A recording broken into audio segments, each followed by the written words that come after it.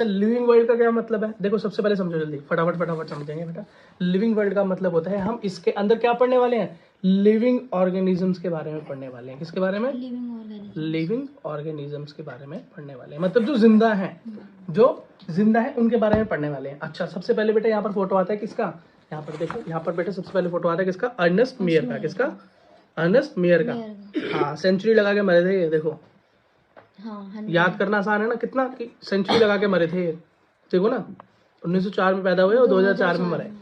अच्छा, इन्होंने किया क्या, तो बेटा इधर देखो, तो बेटा यहाँ पे इन्होंने, इनकी सबसे बड़ी उपलब्धि क्या थी, इनकी सबसे बड़ी उपलब्धि ये थी कि इन्होंने बेटा सबसे ज्यादा सबसे पहली बार स्पीसीज का कॉन्सेप्ट हमारे सामने रखा। क्या, स्पीसीज का कॉन्सेप्ट रखा। स्पीसीज तो हमको पता थी पहले भी, लेकिन उसको लेकर मिसकंसेप्शन बहुत सारे थे, कोई क्लियर, कोई कैसे। यहाँ पर क्या लिखा है, मैंने क्या लिखा है, सबसे पहला, जब एक ह्यूमन मेल एक ह्यूमन फीमेल के साथ होता है तो बेटा जो हमारे पास ऑफस्प्रिंग आता है वो एक ह्यूमन आता है जो कि फर्टाइल होता है। फर्टाइल मतलब वो भी आगे बच्चे पैदा करने के लायक होता है। लेकिन अगर एक मेल डोंकी, क्या, मेल डोंकी एक मेल फीमेल हॉर्स के साथ क्रॉस करता है, ठीक है, मेल डोंकी को बोलते हैं जैक और फीमेल हॉर्स को बोलते हैं मेयर, तो बेटा उनका जो रिजल्ट होता है, उनके जो ऑफस्प्रिंग होता है उसको म्यूल बोलते हैं, खच्चर बोलते हैं। क्या बोलते हैं, खच्चर बोलते हैं। ठीक है बेटा, ये म्यूल जो होता है ना, आगे ये फर्टाइल नहीं होता। क्यों, क्योंकि बेटा ये सेम स्पीसीज तो नहीं है ना, घोड़ा और डोंकी अलग अलग है ना। तो आप वैष्णो देवी वगैरह गए हो, वहां पे ना तो घोड़ा होता है और ना गधा होता है, वहां पे म्यूल ही होता है। क्यों, दिखता घोड़े की तरह है और मेहनत गधे की तरह करता है, दोनों कैरेक्टर होते हैं इसके अंदर। तो लोगों को इसमें बैठने में भी शर्म नहीं आती, तुम लोगों को गधे पे बिठा सकते हो, नहीं बैठेंगे वो, लेकिन घोड़े पे बैठने को तैयार हो जाते हैं ना। तो कई लोगों को पता ही नहीं चलता ये खच्चर है कि घोड़ा है, वो दिखने में घोड़े जैसे होता है पर हाइट होती गधे जैसी, तो लोग आराम से बैठ जाते हैं। अच्छा, बायोडाइवर्सिटी क्या है, डाइवर्सिटी क्या है बेटा, शब्द का नाम क्या है, डाइवर्सिटी। इधर देखो, ठीक है। अब ये बायोडाइवर्सिटी, बायो मतलब लिविंग, बायो का मतलब होता है लिविंग, क्या होता है, लिविंग, और डाइवर्सिटी का मतलब होता है बेटा वेरिएशन, विविधता। क्या, विविधता। इधर देखो, अभी इतनी सारी स्पीसीज, अब बोलते हैं कि 700 से 800 करोड़ तो सिर्फ इंसान है इस धरती पे, और जो कि हर सेकंड बढ़ रहे हैं। क्या, हर सेकंड बढ़ रहे हैं। इससे भी ज्यादा हमारे पास क्या है, मच्छर है। क्या है, इससे भी ज्यादा मच्छर है। इधर देखो, हमको पता है कि यूनिट को डिसाइड करने के लिए एसआई यूनिट होता है ना, क्या एसआई यूनिट होती है ना, इंटरनेशनल यूनिट्स होती हैं जो कि उसको डिसाइड करती हैं। तो बेटा ऐसे ही अब दो फील्ड है, बायोलॉजी की दो फील्ड है, एक तो होती है बेटा जूलॉजी और एक होती है बॉटनी। जूलॉजी का मतलब होता है जिसके अंदर हम एनिमल्स के बारे में पढ़ते हैं, और है ना, और बॉटनी होती है बेटा जिसके अंदर हम प्लांट्स के बारे में पढ़ते हैं। तो दो संस्थाएं हैं, क्या है, दो ऑर्गेनाइजेशन है इंटरनेशनल जो कि नेमिंग पे काम करती हैं, और पहले का नाम है ICBN और दूसरे का नाम है ICZN। दोनों के अंदर कुछ भी अलग नहीं है, सिर्फ एक B और Z का अंतर है। अब क्या है, इसका मतलब है international code for botanical nomenclature, B से बोटेनिकल, तो जो बोटनी के नाम देते हैं, जो पेड़ों वगैरह के नाम देंगे वो ICBN है, और ऐसी अगली संस्था क्या है, ICZN। तो इसमें सिर्फ जूलॉजिकल नोमेनक्लेचर आ जाएगा। तो ये बेटा कई बार क्या आ जाता है आपको नीट में या आपके एग्जाम में क्या आ जाता है, ICBN की फुल फॉर्म बताओ, या ICZN की फुल फॉर्म, मतलब 4 ऑप्शन होंगे, उसमें से उनको एक चूज करनी होगी। वो B की जगह पे कुछ भी दे देंगे, C की जगह पे कुछ भी दे देंगे, लेकिन उनको करेक्ट याद होनी चाहिए। अच्छा बेटा, बोलने वाले बेटा कुछ पर्टिकुलर जगह के पर्टिकुलर लोग थे जो कि खत्म हो गए, अब है नहीं है, बस बेटा साइंटिस्ट की लैंग्वेज बनकर रह गई है, ये नोमेनक्लेचर की लैंग्वेज बनकर रह गई है। और क्यों रह गई है, मैंने तुमको बताया 2 बार, ठीक है। अच्छा देखो, अब मैंने तुमको क्या बताया था, बाइनोमियल मतलब दो नामों को मिलाकर एक नया नाम बनाया जाता है। जैसे मैंने आपको बताया था मैंगीफेरा इंडिका, क्या बताया, मैंगीफेरा इंडिका। बेटा इसके अंदर जो पहला नेम होता है उसको हम बोलते हैं जीनस नेम या जेनरस नेम। क्या बोलते हैं, जेनरस नेम। और अगले वाले को बोलते हैं स्पीसीज का नेम। मतलब मैंगीफेरा के पीछे जो लगा हुआ है इंडिका, इंडिका क्या हो गई, इसकी स्पीसीज हो गई। क्या हो गई बेटा, इसकी स्पीसीज हो गई। समझ में आ गया, ये हर नाम के साथ है, पहले जीन्स और फिर स्पीशीज। हाँ, और इस पैटर्न को बेटा कभी नहीं भूलना। इधर देखो, जैसे यहाँ पर मैंने एग्जांपल लिया मैंगो का, तो बेटा मैं आगे दिखाऊंगा ये टेबल किस तरीके से बनती है, लेकिन इसका नाम नॉर्मल देखें तो जीनस देखो, तो जीनस क्या है, मैंगीफेरा। और बात करें हम इसकी किसकी, आगे स्पीसीज की वो क्या है बेटा, इंडिका। वो बेटा इसके अंदर मेंशन नहीं है, पर कोई बात नहीं, मैंने आपको समझा दिया कि पीछे वाला नेम क्या होता है बेटा, स्पीसीज का नेम होता है, और आगे वाला बेटा जीनस का नेम होता है। इसको याद रखना कि हम दोनों नामों को जो भी नाम बेटा हम लैटिन में लिखते हैं, लैटिन में लिखी हुई भाषा है ये, इसको बेटा हम अंडरलाइन करते हैं। क्या करते हैं, अंडरलाइन करते हैं। कई बार क्या करते हैं, जो इसको नाम देता है, जो भी बंदा इसको पहली बार ढूंढता है वो अपना नाम देता है। ऐसे कैरोलस लिनस ने मैंगीफेरा इंडिका नाम दिया था, तो वो इसके पीछे अपना नाम लिन शॉर्ट फॉर्म में लिख सकता है, लेकिन उसको अंडरलाइन करने की जरूरत नहीं है। क्यों? लीनियस, कैरोलस, ये जो भी है ये बेटा ये तो आज की लैंग्वेज का नाम है, इंग्लिश का नाम है, हाँ। तो उसे चेंज करने की जरूरत नहीं है ना। तो उसके अंदर तो कोई चेंज आए, मतलब चेंज आ सकता है, वो तो परमानेंट नहीं है। तो बेटा सिर्फ लैटिन के नीचे ही हम क्या करते हैं? अंडरलाइन करते हैं। दूसरी चीज, जीनस का नाम हमेशा बेटा कैपिटल शब्द से शुरू होता है। किससे? Capital letter. हमेशा याद रखना कि फर्स्ट लेटर क्या होगा? कैपिटल। हाँ, और लास्ट बाकी सब स्मॉल लेटर। हाँ, बीच में क्या होगा? जीनस स्पीसीज के बीच में क्या होगा बोलो? एक गैप होगा बेटा। क्या होगा? गैप होगा। इसको एक मैंगीफेरा इंडिका कभी बिल्कुल जोड़ के मत लिख देना है इसको। अगर जुड़ा हुआ लिखा है इसका मतलब गलत है। क्या है? गलत है। समझ में आ गया? देखो यहाँ पर देखो, पहले जीन्स फिर स्पीशीज, दोनों में गैप और कैपिटल देखो। अंडरलाइन करना। अब ये देख रहे हो ना, यहाँ पे मैन लिखा है, मैन का नेम होता है बेटा होमो सेपियन। तो होमो हो गई जीनस या जेनरस नेम। ये भैया बायोलॉजिकल नेम है, ये क्या है? स्पीशीज। ये बेटा बायोलॉजिकल नेम है जो कि बनता है बाइनोमियल नोमेनक्लेचर से दिया जाता है। कैरोलस लिनियस ने सबसे पहले दिया। जीनस और स्पीसीज के नेम को मिलाकर दिया जाता है। देख रहे हो ना यहाँ पे, जैसे कि मैंगो का नाम क्या था? Mangifera indica. अब ये अगर जैसे ये नेम मिला तो वैसे ही ये भी वही है कि दो नेम से मिलके जो बनता है। हाँ, और बेटा ये हर जगह एक्सेप्टेड है। इसका मतलब अगर मैं होमो सेपियन जाके अमेरिका में बोलूंगा तो वो समझ जाएंगे कि होमो सेपियन मतलब इंसान की बात हो रही है। समझ में आ गया? अफ्रीका में किसी साइंटिस्ट से बात करूंगा तो वो भी होमो सेपियन से इंसान ही समझेगा, और मैंगीफेरा इंडिका से मैंगो समझेगा। अब हो सकता है आम को तुम्हारे यहाँ पे कुछ अलग अलग बोलते हो, कोई लंगड़ा बोलता है, कोई दशहरी बोलता है, और हम समझ जाते हैं, है ना। और ऐसी बेटा पूरी दुनिया के अंदर भी मैंगो को अलग अलग नामों से जाना जाता है, लेकिन एक नाम जो हर जगह एक्सेप्टेड है वो बेटा मैंगीफेरा इंडिका है। लेकिन ये भी कौन समझेगा? जो जानता होगा। जो नहीं जानता होगा वो क्या मैंगीफेरा इंडिका क्या समझेगा, है ना। अब तुम जाके बाजार में तो बोलोगे नहीं भैया 1 किलो मैंगीफेरा इंडिका दे दो, वो दे देगा तुम्हें फिर कुछ और ही दे देगा। ठीक है, समझ में आ गया? इसको कभी मत भूलना, ये मैं समझाया तुमको। क्यों? यहाँ से भी क्वेश्चन आ जाते हैं कि मतलब नेम। हाँ, मतलब बोलेगा मैंगो का बायोलॉजिकल नेम क्या है। तीनों के चारों ऑप्शन के अंदर मैंगीफेरा इंडिका ही लिखा होगा, लेकिन किसी के अंदर क्या होगा? शुरू वाला एम स्मॉल दे रखा होगा, या ये भी कैपिटल दे रखा होगा और इंडिका भी कैपिटल दे रखा होगा, या अंडरलाइन दे रखी होगी, बाकी में अंडरलाइन ही दे रखी होगी, या मैंगीफेरा इंडिका एक साथ लिखा होगा, बीच में गैप भी नहीं होगा। समझ में आ गया? अब ठीक कौन कर पाएगा? बच्चा जो उसके सारे रूल जानता है। क्या? कि अंडरलाइन भी होना चाहिए, जीनस नेम में कैपिटल होना चाहिए, जीन्स पहले और बाद में स्पीशीज। ठीक है बेटा। अगली चीज देखो, अब कोई चीज जिंदा है या मरी हुई है वो कैसे पहचानोगे? देखो बेटा, तो इसके अंदर होते हैं लिविंग बीइंग के ऑर्गेनिज्म के कैरेक्टर्स। तो बेटा कुछ होते हैं डिफाइनिंग फीचर, कुछ होते हैं नॉन डिफाइनिंग फीचर। मतलब डिफाइनिंग फीचर जो है जो वो तो भैया लिविंग ही दिखाएगा, जिंदा ही दिखाएगा, और नॉन डिफाइनिंग फीचर जिंदा भी दिखा सकता है और मरी हुई चीजें या नॉन लिविंग थिंग्स भी ये चीजें दिखा सकती हैं। तो ये डिफाइनिंग, हाँ ये डिफाइनिंग फीचर नहीं है, लेकिन डिफाइनिंग फीचर क्या है? जो कि बेटा सिर्फ लिविंग ऑर्गेनिज्म ही दिखा सकते हैं। इसके मतलब नीट में किस तरह से क्वेश्चन बनता है कि चार ऑप्शन बना देंगे इन दोनों के अंदर से, और आपसे क्या पूछेंगे? डिफाइनिंग फीचर क्या है लिविंग का। तो उसमें बेटा ये सारी चीजें भी होंगी, ये भी होंगी। अब इसके अंदर से बेटा जो जानता है डिफाइनिंग फीचर क्या है वो उस पर क्लिक कर देगा, टिक कर देगा, और जो नहीं जानता वो दूसरी चीजों को सोच के उन पर ठीक कर देगा। जैसे कि इसके अंदर लिखा है ग्रोथ, कि कोई जिंदा होता है तो वो बढ़ता है। अब खुद देख रहे हो ना बेटा, हम छोटे थे तो बढ़ रहे थे, अब धीरे धीरे बड़े होते चले जाते हैं, है ना। कोई जानवर का बच्चा पैदा होता है, हाथी का छोटा सा होता है, कितना बड़ा हो जाता है। लिविंग ये है ना। अच्छा, तो बेटा ये क्या चीज नॉन लिविंग नहीं दिखाती? क्या पर्वत धीरे धीरे बड़े नहीं हो रहे? हो रहे हैं ना। क्या वो जिंदा है? नहीं। फिर तुम्हारे यहाँ पर बेटा एक कूड़े का ढेर लगा हुआ है, धीरे धीरे बड़ा हो रहा है नहीं हो रहा? लोग भागा के उस पर कूड़ा डालते रहते, बड़ा हो जाता है ना।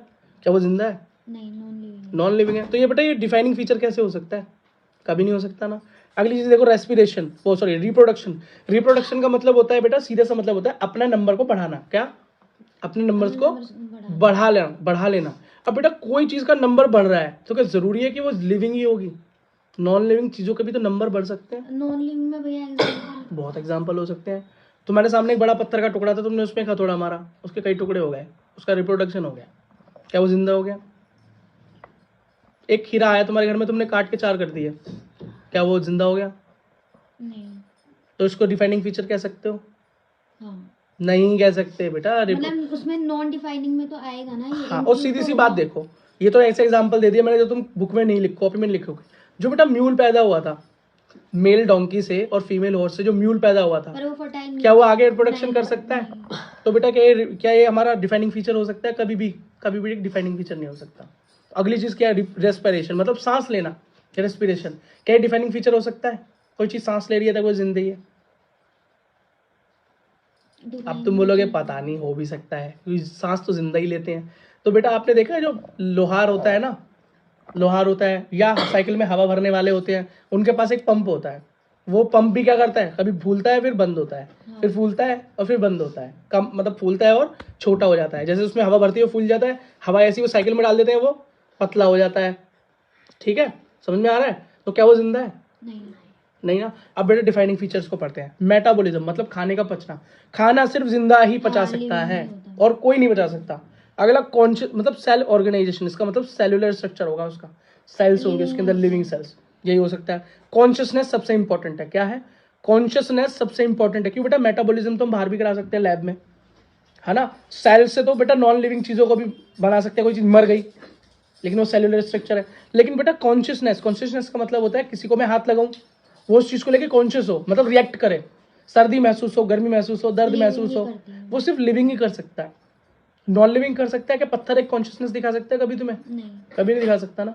तो बेटा सबसे ज्यादा डिफाइनिंग फीचर कोई पूछे और ये सारी चीजें भी दे रखी हो, डिफाइनिंग फीचर भी दे रखी हो ऑप्शन में, और फिर भी डिफाइनिंग फीचर पूछे तो तुम कंफ्यूज हो जाओगे मेटाबॉलिज्म पे लगाऊं या कॉन्शियसनेस पे लगाऊं। तो तुम बेटा मेटाबॉलिज्म को छोड़ के कॉन्शियसनेस पे ही ओके कर देना, क्योंकि मेटाबॉलिज्म को भी मैं अलग से परफॉर्म कर सकता हूँ कहीं पे लैब में, लेकिन कॉन्शियसनेस को कहीं पे भी नहीं बना सकते तुम। तो मतलब ये तो इसी डिफाइनिंग में ही ये आएगा डिफाइनिंग ना? फीचर्स हैं, पर लेकिन मेटाबॉलिज्म भी डिफाइनिंग फीचर है। लेकिन अगर कोई बोले ना डिफाइनिंग का भी डिफाइनिंग क्या है, एक कैरेक्टर बताना हो तो मैं सिर्फ एक ही ऑप्शन है, तो कॉन्शियसनेस क्या है? सबसे मेन है। क्या है? क्योंकि हाँ, इस ये मतलब समझ लो नीट में अगर क्वेश्चन डिफिकल्ट बनाना होगा तो वो डिफाइनिंग फीचर के साथ नॉन डिफाइनिंग फीचर को मिक्स करके दे देंगे, और उसके अंदर क्या होगा? मेटाबॉलिज्म भी दिखाई देगा तुमको। तो तुम मेटाबॉलिज्म पे लगाओगे, कॉन्शियसनेस पे लगाओगे, फिर तुम कॉन्शियसनेस को नहीं छोड़ सकते। समझ में आ गया? अगला देखो बेटा, अब लिविंग बीइंग तो मैंने तुम्हें बता दिया जिंदा कौन है, जो बेटा ये सारे कैरेक्टर दिखाते हैं वो बेटा जिंदा है। अगला क्या है? टैक्सोनॉमी। अभी टैक्सोनॉमी क्या है? बेटा टैक्सोनॉमी का मतलब है, अब तुमने देखा मैंने किसी का नाम दे दिया मैंगीफेरा इंडिका, किसी का नाम दे दिया होमोसैपियन, किसी की स्पीसीज ये है, किसी का जीनस ये है, ये पता कैसे चला? क्या ये पता कैसे चला? तो बेटा सबसे पहले ये तरीका निकाला गया, किसने?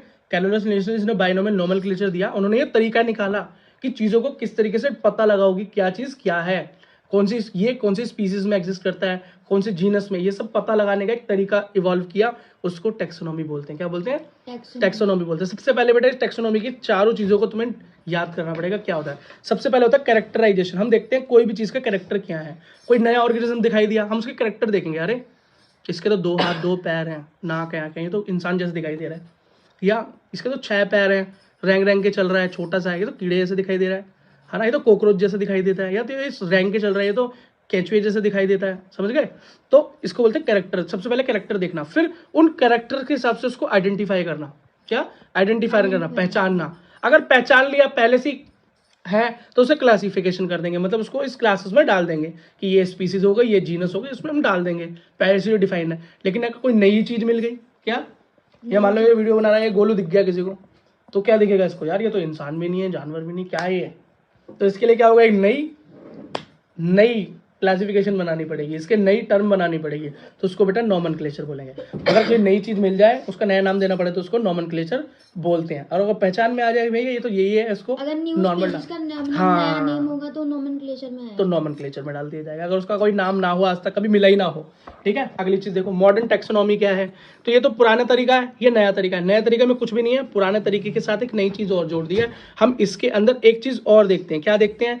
एक्सटर्नल फीचर देखते हैं, इंटरनल फीचर देखते हैं, मतलब बाहर से कैसा है, अब अंदर से कैसा है ये भी चेक करते हैं, और बेटा इसके बाद हम सेल का स्ट्रक्चर भी चेक करते हैं, और ये देखते हैं उसका डेवलपमेंट का प्रोसेस क्या है। मतलब भैया पहले सिर्फ इतना ही था। हाँ, इसमें बस थोड़ी और चीजें देखते हैं। ये देखते हैं इकोलॉजी में किस तरीके से रहता है, इसका रहन सहन क्या है, इसका हैबिटेट क्या है, पहचानने का वे जो था बस वो 4 ही थे। हाँ, ये बाद में ये भी थोड़ा सा ऐड हुआ, भी ऐड हुआ है कि वो किस तरीके से एनवायरनमेंट में रहता है, उसका ये भी देखते हैं किस तरीके से इकोलॉजी के अंदर मतलब किस तरीके से सर्वाइव कर रहा है, किस पर डिपेंड करता है, उसका खाने का तरीका क्या है, ऑटोट्रॉप है कि हेटेरोट्रॉप है, कि फोटोसिंथेसिस कर सकता है कि नहीं कर सकता है, बस ये सब चीजें और देखते हैं। इसको याद करने का तरीका है बाहर अंदर CDE, देखो ना, बाहर मतलब एक्सटर्नल फीचर, अंदर मतलब इंटरनल फीचर, C से सेल स्ट्रक्चर, D से डेवलपमेंट, E से इकोलॉजी। ठीक है, अगला बेटा सिस्टमैटिक। क्या है? सिस्टमैटिक। ये सिस्टमैटिक क्या है? एक नया टर्म दे दिया है टैक्सोनॉमी को, एक नया टर्म दे दिया है जिसके अंदर हम क्या करते हैं, टैक्सोनॉमी के साथ साथ फाइलोजेनेटिक रिलेशनशिप भी देखते हैं। फाइलोजेनेटिक रिलेशनशिप क्या है? इसका मतलब है ये किस तरीके से इसका इवोल्यूशन हुआ है, कैसे इवोल्यूशन हुआ है, कैसे वो बदला है टाइम टू टाइम, कैसे वो बदला है, ये अपने एंसेस्टर से, अपने पुराने जीव जंतुओं से किस तरीके से जुड़ा हुआ है। ठीक, अगला तो तुम बोलोगे ये तो बड़ा आसान है। इवोल्यूशन क्या होता है? मतलब इवोल्यूशन का मतलब इसी सिस्टम को देखकर, यही सिस्टमेटिक को देखकर कैरोलस लिनेस ने एक किताब लिखी थी जिसके अंदर बेटा ये टैक्सोनॉमी, ये मैंगीफेरा इंडिका वगैरह नाम दिखते हैं ना, वो एक पूरी किताब लिखी थी उन्होंने, उसी को क्या बोलते हैं? सिस्टमा नेचुरी। क्या बोलते हैं? सिस्टमा नेचुरी। आसान है, नेचर का यही सिस्टमेटिक तरीके से टैक्सोनॉमी कर देना। नहीं होने का मुझे तो बेटा तुम्हें ये लाइन से याद करना जरूरी है। इसे याद करने का तरीका क्या है? Keep your pots clean otherwise family. NEET में ये रहना बेटा, देखो नीट का छोड़ो ना तुम, नीट एनसीईआरटी से बाहर आता ही नहीं है ये तो रहा। ये खुद पूछ रहा है इसमें से कौन सा ऑर्डर सही है कौन सा गलत है, कौन बता पाएगा? जिसको ये याद होगा, जिसको ये याद होगा। उसको याद करने का तरीका क्या है? Keep your pots clean otherwise family get sick. अपने बर्तन साफ रखो नहीं तो फैमिली बीमार हो जाएगी। कितना आसान है याद करना। देखो समझ में आ गया ना? ये देखो मैंने लिखा keep your pots clean otherwise family get sick. Keep your pots clean otherwise family get sick. तो ठीक है बेटा, अब एक बार याद रखना जब नीचे से ऊपर और ऊपर से नीचे बेटा यही सिस्टम रहता है, याद रखना कभी भी ये शफल नहीं होगा, कभी भी शफल नहीं होगा। ऐसा नहीं है पहले स्पीसीज कर लेता हूँ फिर किंगडम कर लेता हूँ फिर फैमिली कर लेता हूँ, ऐसा नहीं होगा। स्पीसीज के बाद जीनस, जीनस के बाद फैमिली, फैमिली के बाद ऑर्डर, ऑर्डर के बाद क्लास, फाइलम और किंगडम। हाँ, ये नीचे से भी चलता है, ये ऊपर से भी चलता है, कोई दिक्कत नहीं, कहीं से भी ले सकते हो इसको। इसको नीचे से ऊपर ले सकते हो, ऊपर से नीचे ले सकते हो, लेकिन दोनों में अंतर क्या है? ऊपर से नीचे और नीचे से ऊपर जाते हुए। तो बेटा नीचे से ऊपर और ऊपर से नीचे जाते हुए क्या है? जब हम नीचे से ऊपर जाते हैं तो हमारे जो कॉमन कैरेक्टर्स हैं, जो उनके बीच में कॉमन कैरेक्टर्स दिखाई देते हैं ना, वो बेटा क्या होते हैं? घटते चले जाते हैं। क्या? किंगडम में बिल्कुल अलग अलग हो जाते हैं, किंगडम में बिल्कुल अलग अलग हो जाते हैं। लेकिन जैसे जैसे हम नीचे जाते हैं तो स्पीसीज में एक दिखाई देते हैं, स्पीसीज में बहुत सारे कैरेक्टर्स हमें सेम दिखाई देते हैं। अभी तुम एग्जाम्पल देखोगे जब तुम्हें दिखेगा, ठीक है ना? बस इतनी बात याद रखना, नीचे से ऊपर जाते हुए हमारे कॉमन कैरेक्टर्स घटते हैं। नीचे से करेंगी या ऊपर से तो गलत नहीं होगा ना? गलत नहीं होगा, कभी गलत नहीं होगा, ठीक है? और तुम्हें करना नहीं है, तुम्हें बेटा कैरोलस लिनियस नहीं बनना है, यहाँ पे तुम्हें करके दे रखे, तुम्हें याद करना है, समझ गए?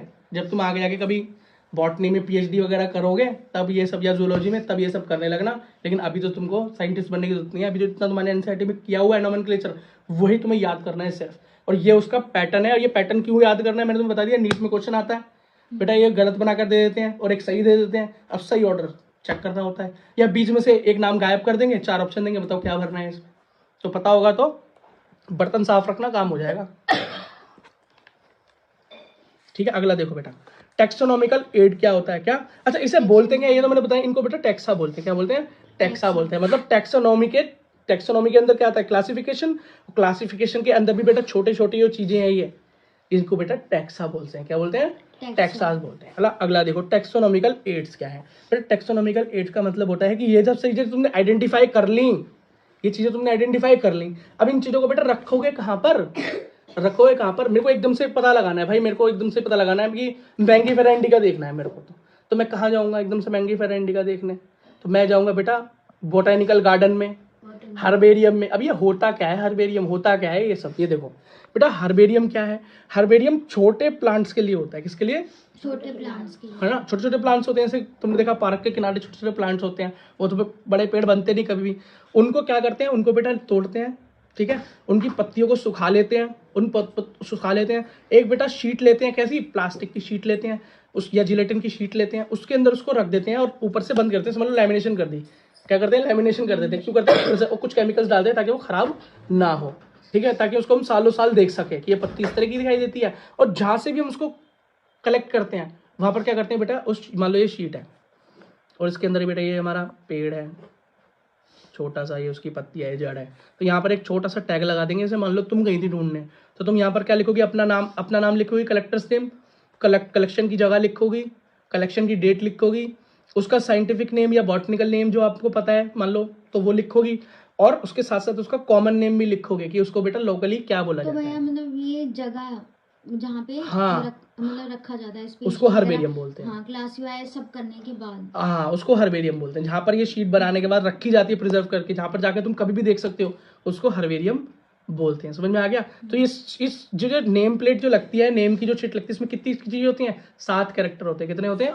7 कैरेक्टर होते हैं। ऐसे मैंने बताया था ना, common name, scientific name, collector का नाम, जगह का नाम, कलेक्शन की डेट, इस तरह की 7 कैरेक्टर होते हैं। अगली चीज क्या है? Botanical garden. क्या? Botanical garden. बोटेनिकल गार्डन बेटा एक ऐसी जगह होती है जैसे कुछ पेड़ पौधे हैं जो कि तुम्हें लगता है खत्म होने वाले हैं या बाहर नहीं मिलेंगे, अब दिल्ली के अंदर देखने हैं, अब तुम कर्नाटक का पेड़ दिल्ली में देखना है, या बाहर की कोई स्पीसीज अफ्रीका की तुम्हें दिल्ली में देखनी है, तो क्या होगा? आप बोटेनिकल गार्डन जाओगे। कहाँ जाओगे बेटा? बोटेनिकल तो ये गार्डन। XC2 रिजर्वेशन होते हैं। XC2 का मतलब होता है एक्स, मतलब एक्स का क्या मतलब होता है? जो बेटा पहले हो और अब ना हो।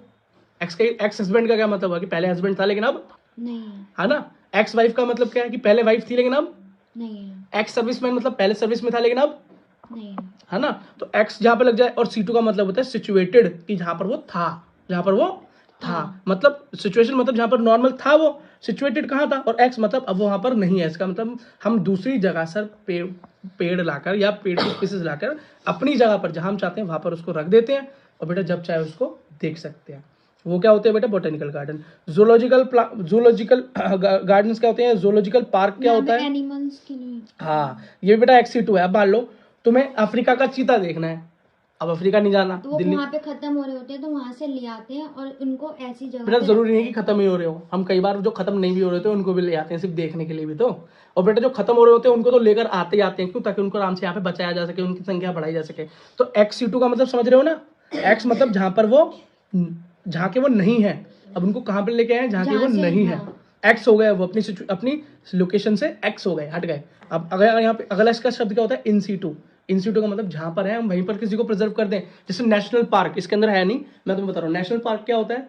जहां पर बेटा, जहां पर वो है, हम उसी जगह को प्रोटेक्टेड कर दें, उसी जगह को बाउंड्री में डाल दें, उसी जगह पे लो कानून लगा दें कि अब बेटा यहाँ पर हंटिंग नहीं होगी, यहाँ पर तुम घुस नहीं सकते। तो वहां पर क्या होता है? In situ. हाँ, यहाँ लिखा नहीं है, मैं बता रहा हूँ। अगला क्या है बेटा? म्यूजियम। म्यूजियम के अंदर क्या होता है? ना प्लांट जिंदा होता है और ना ही एनिमल जिंदा होता है। उसके अंदर क्या होता है बेटा? उनकी स्पेसिमेंस होते हैं। स्पेसिमेन मतलब हड्डी हो गई, कुछ बचे कुछ पदार्थ हो गए, उनके कुछ बचे कुछ पार्ट्स हो गए बेटा, उनको कहीं पर जहाँ पे प्रोटेक्टेड करके रखा जाता है। म्यूजियम में बेटा जिंदा देखा, साइंस म्यूजियम गए हो, वहाँ पे डायनासोर की वो दिखा रहे थे स्ट्रक्चर, वो जिंदा होता है वहाँ पे, है ना। बस अगला बताओ बेटा, की क्या?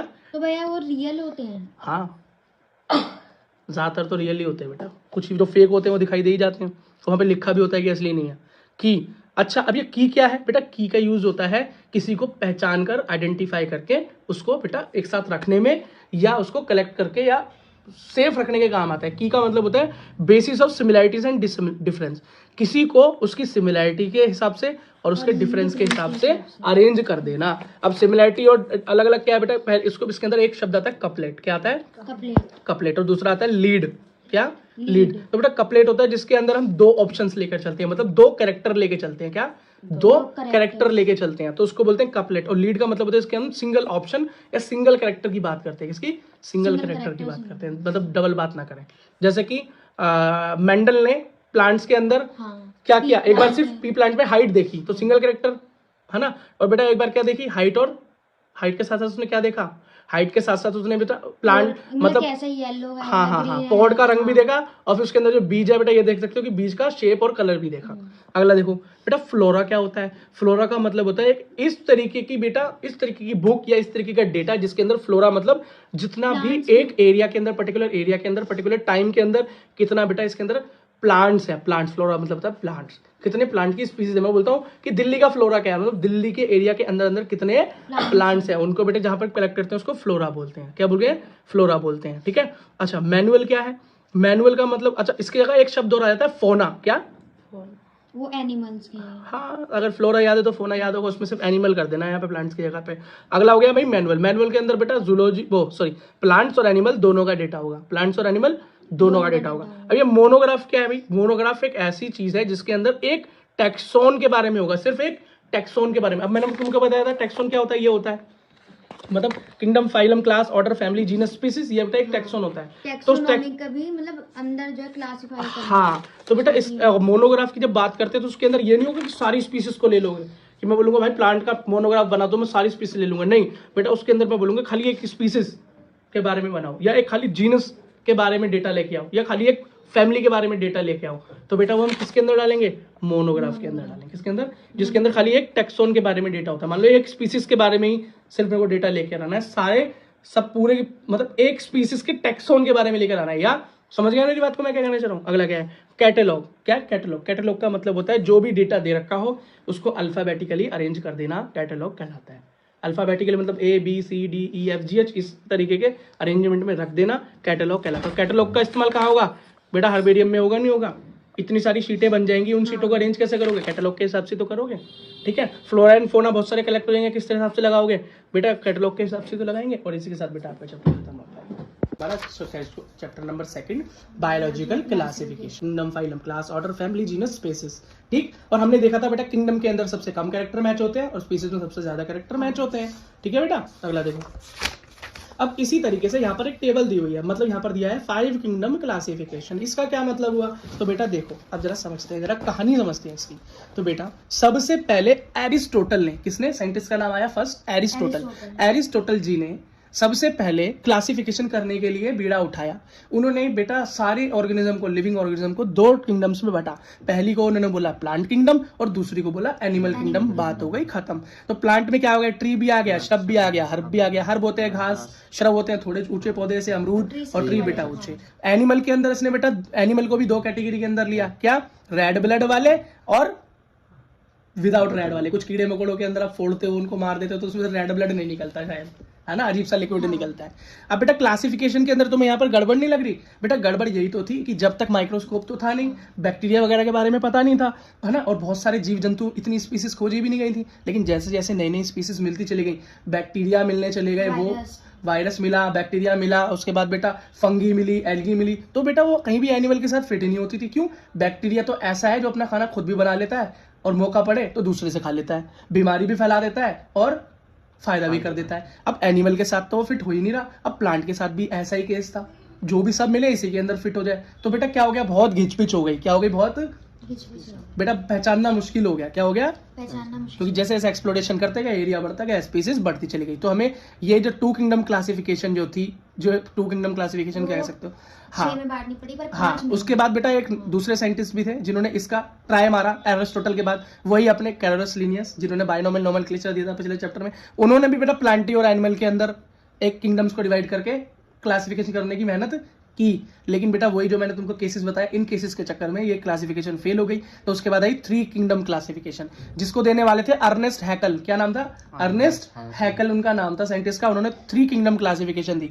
उन्होंने बेटा प्लांट किंगडम, एनिमल किंगडम के साथ एक नई किंगडम जोड़ी, जिसका नाम था किंगडम प्रोटिस्टा। प्रोटिस्टा कैसे थे बेटा? ये भी मल्टी सेल्यूलर, प्लांट भी मल्टी सेल्यूलर, एनिमल भी मल्टी सेल्यूलर। लेकिन इसके और एनिमल और प्लांट में ये डिफरेंस था कि ये जो प्रोटिस्टा है बेटा, ये होते तो मल्टी सेल्यूलर है, लेकिन ये कैसे होते हैं? बड़े लूज टिश्यू होते हैं, जैसे फंगस वगैरह अपने बड़े लूज टिश्यू होते हैं। इतने हमारी ऑर्गन सिस्टम नहीं है इनके अंदर, जैसे यहाँ पर टिश्यू बहुत तगड़े हैं, एनिमल के अंदर पूरा ऑर्गन सिस्टम है, लेकिन यहाँ पर इस तरह का सिस्टम नहीं था, लेकिन थे मल्टी सेल्यूलर। लेकिन फिर उसके बाद क्या हुआ भैया? ऐसे जीव भी मिलने लगे जो सिंगल सेल्यूलर थे। अमीबा मिल गया, है ना, पैरामीशियम मिल गया, यूलिना मिल गया, है ना, और बैक्टीरिया फिर से आ गए।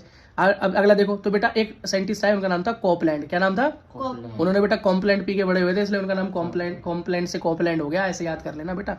उन्होंने प्लांट किंगडम, एनिमल किंगडम और प्रोटिस्टा तो थी, इसके साथ एक नई किंगडम जोड़ दी, मोनेरा। और मोनेरा के अंदर उन्होंने उसको लिखा, हाँ, जिसके अंदर क्या थे? सिंगल सेल्स या सिंगल सेल या यूनिसेल ऑर्गेनिजम्स को उन्होंने मोनेरा के अंदर फिट कर दिया। और बेटा इन्होंने एक डिवीजन और लिया, यूकैरियोट और प्रोकैरियोट का। हम पहले ही पढ़ के आ चुके हैं 9th क्लास में कि यूकैरियोट क्या होता है, प्रोकैरियोट क्या होता है। तो बेटा यूकैरियोट क्या होता है? सच्ची सेल, ट्रू सेल। यू का मतलब होता है ट्रू, यू का मतलब होता है ट्रू, और कैरियोट का मतलब होता है सेल, ट्रू सेल वाले। मतलब हम जो है मल्टी सेलुलर ऑर्गेनिज्म होते हैं वो ट्रू सेल वाले होते हैं, और प्रो वाले क्या होते हैं? पुराने होते हैं। तो पुराने और ये हम में नए वालों में अंतर क्या है भाई? हमारा जो न्यूक्लियस होता है ना, वेल प्रोटेक्टेड होता है। हाँ, न्यूक्लियस वॉल से कवर्ड होता है। हमारा जो डीएनए, आरएनए इन्फॉर्मेशन है वो न्यूक्लियस के अंदर है, सेल के अंदर, वो प्रोटेक्टेड है। लेकिन बात करें प्रोकैरियोट्स की, वहां पर न्यूक्लियस के ऊपर कोई वॉल नहीं है, कोई भी झिल्ली नहीं है, कोई भी प्रोटेक्टिव कवर वहां पर न्यूक्लियस में नहीं है। न्यूक्लियस कैसा है? अनसेफ। क्या है? अनसेफ। यही दोनों के बीच में क्या है? वो 2-3 दिन सर्वाइव कर पाते हैं। बिल्कुल ठीक है। तो बेटा यही चीज हमारे किसने की? मतलब कॉपलैंड जी तो कर नहीं पाए मोनेरा वाले में यूकैरियोट प्रोकैरियोट वाला काम, तो ये किया आर.एच. विटेकर ने। क्या? आर.एच. विटेकर, जिन्होंने दी 5 किंगडम क्लासिफिकेशन। दी बेटा 5 किंगडम क्लासिफिकेशन। इन्होंने आर.एच. विटेकर ने जो 5 किंगडम क्लासिफिकेशन दी, उसमें था पहला Monera, protista, fungi, Plantae, animal. Same है बेटा ये कोपलैंड वाली से, कोपलैंड वाली से कोई अलग तो नहीं है, लेकिन बस इन्होंने बेटा मोनेरा को और प्रोटिस्टा को यूकैरियोट और प्रोकैरियोट के बेसिस पे बांट दिया। ये ये बहुत अच्छी उपलब्धि थी उनकी। क्या थी? बहुत बड़ी उपलब्धि थी। और बेटा उसके बाद 6 किंगडम क्लासिफिकेशन जिसने दी थी उसका नाम था कार्ल वोज। क्या नाम था?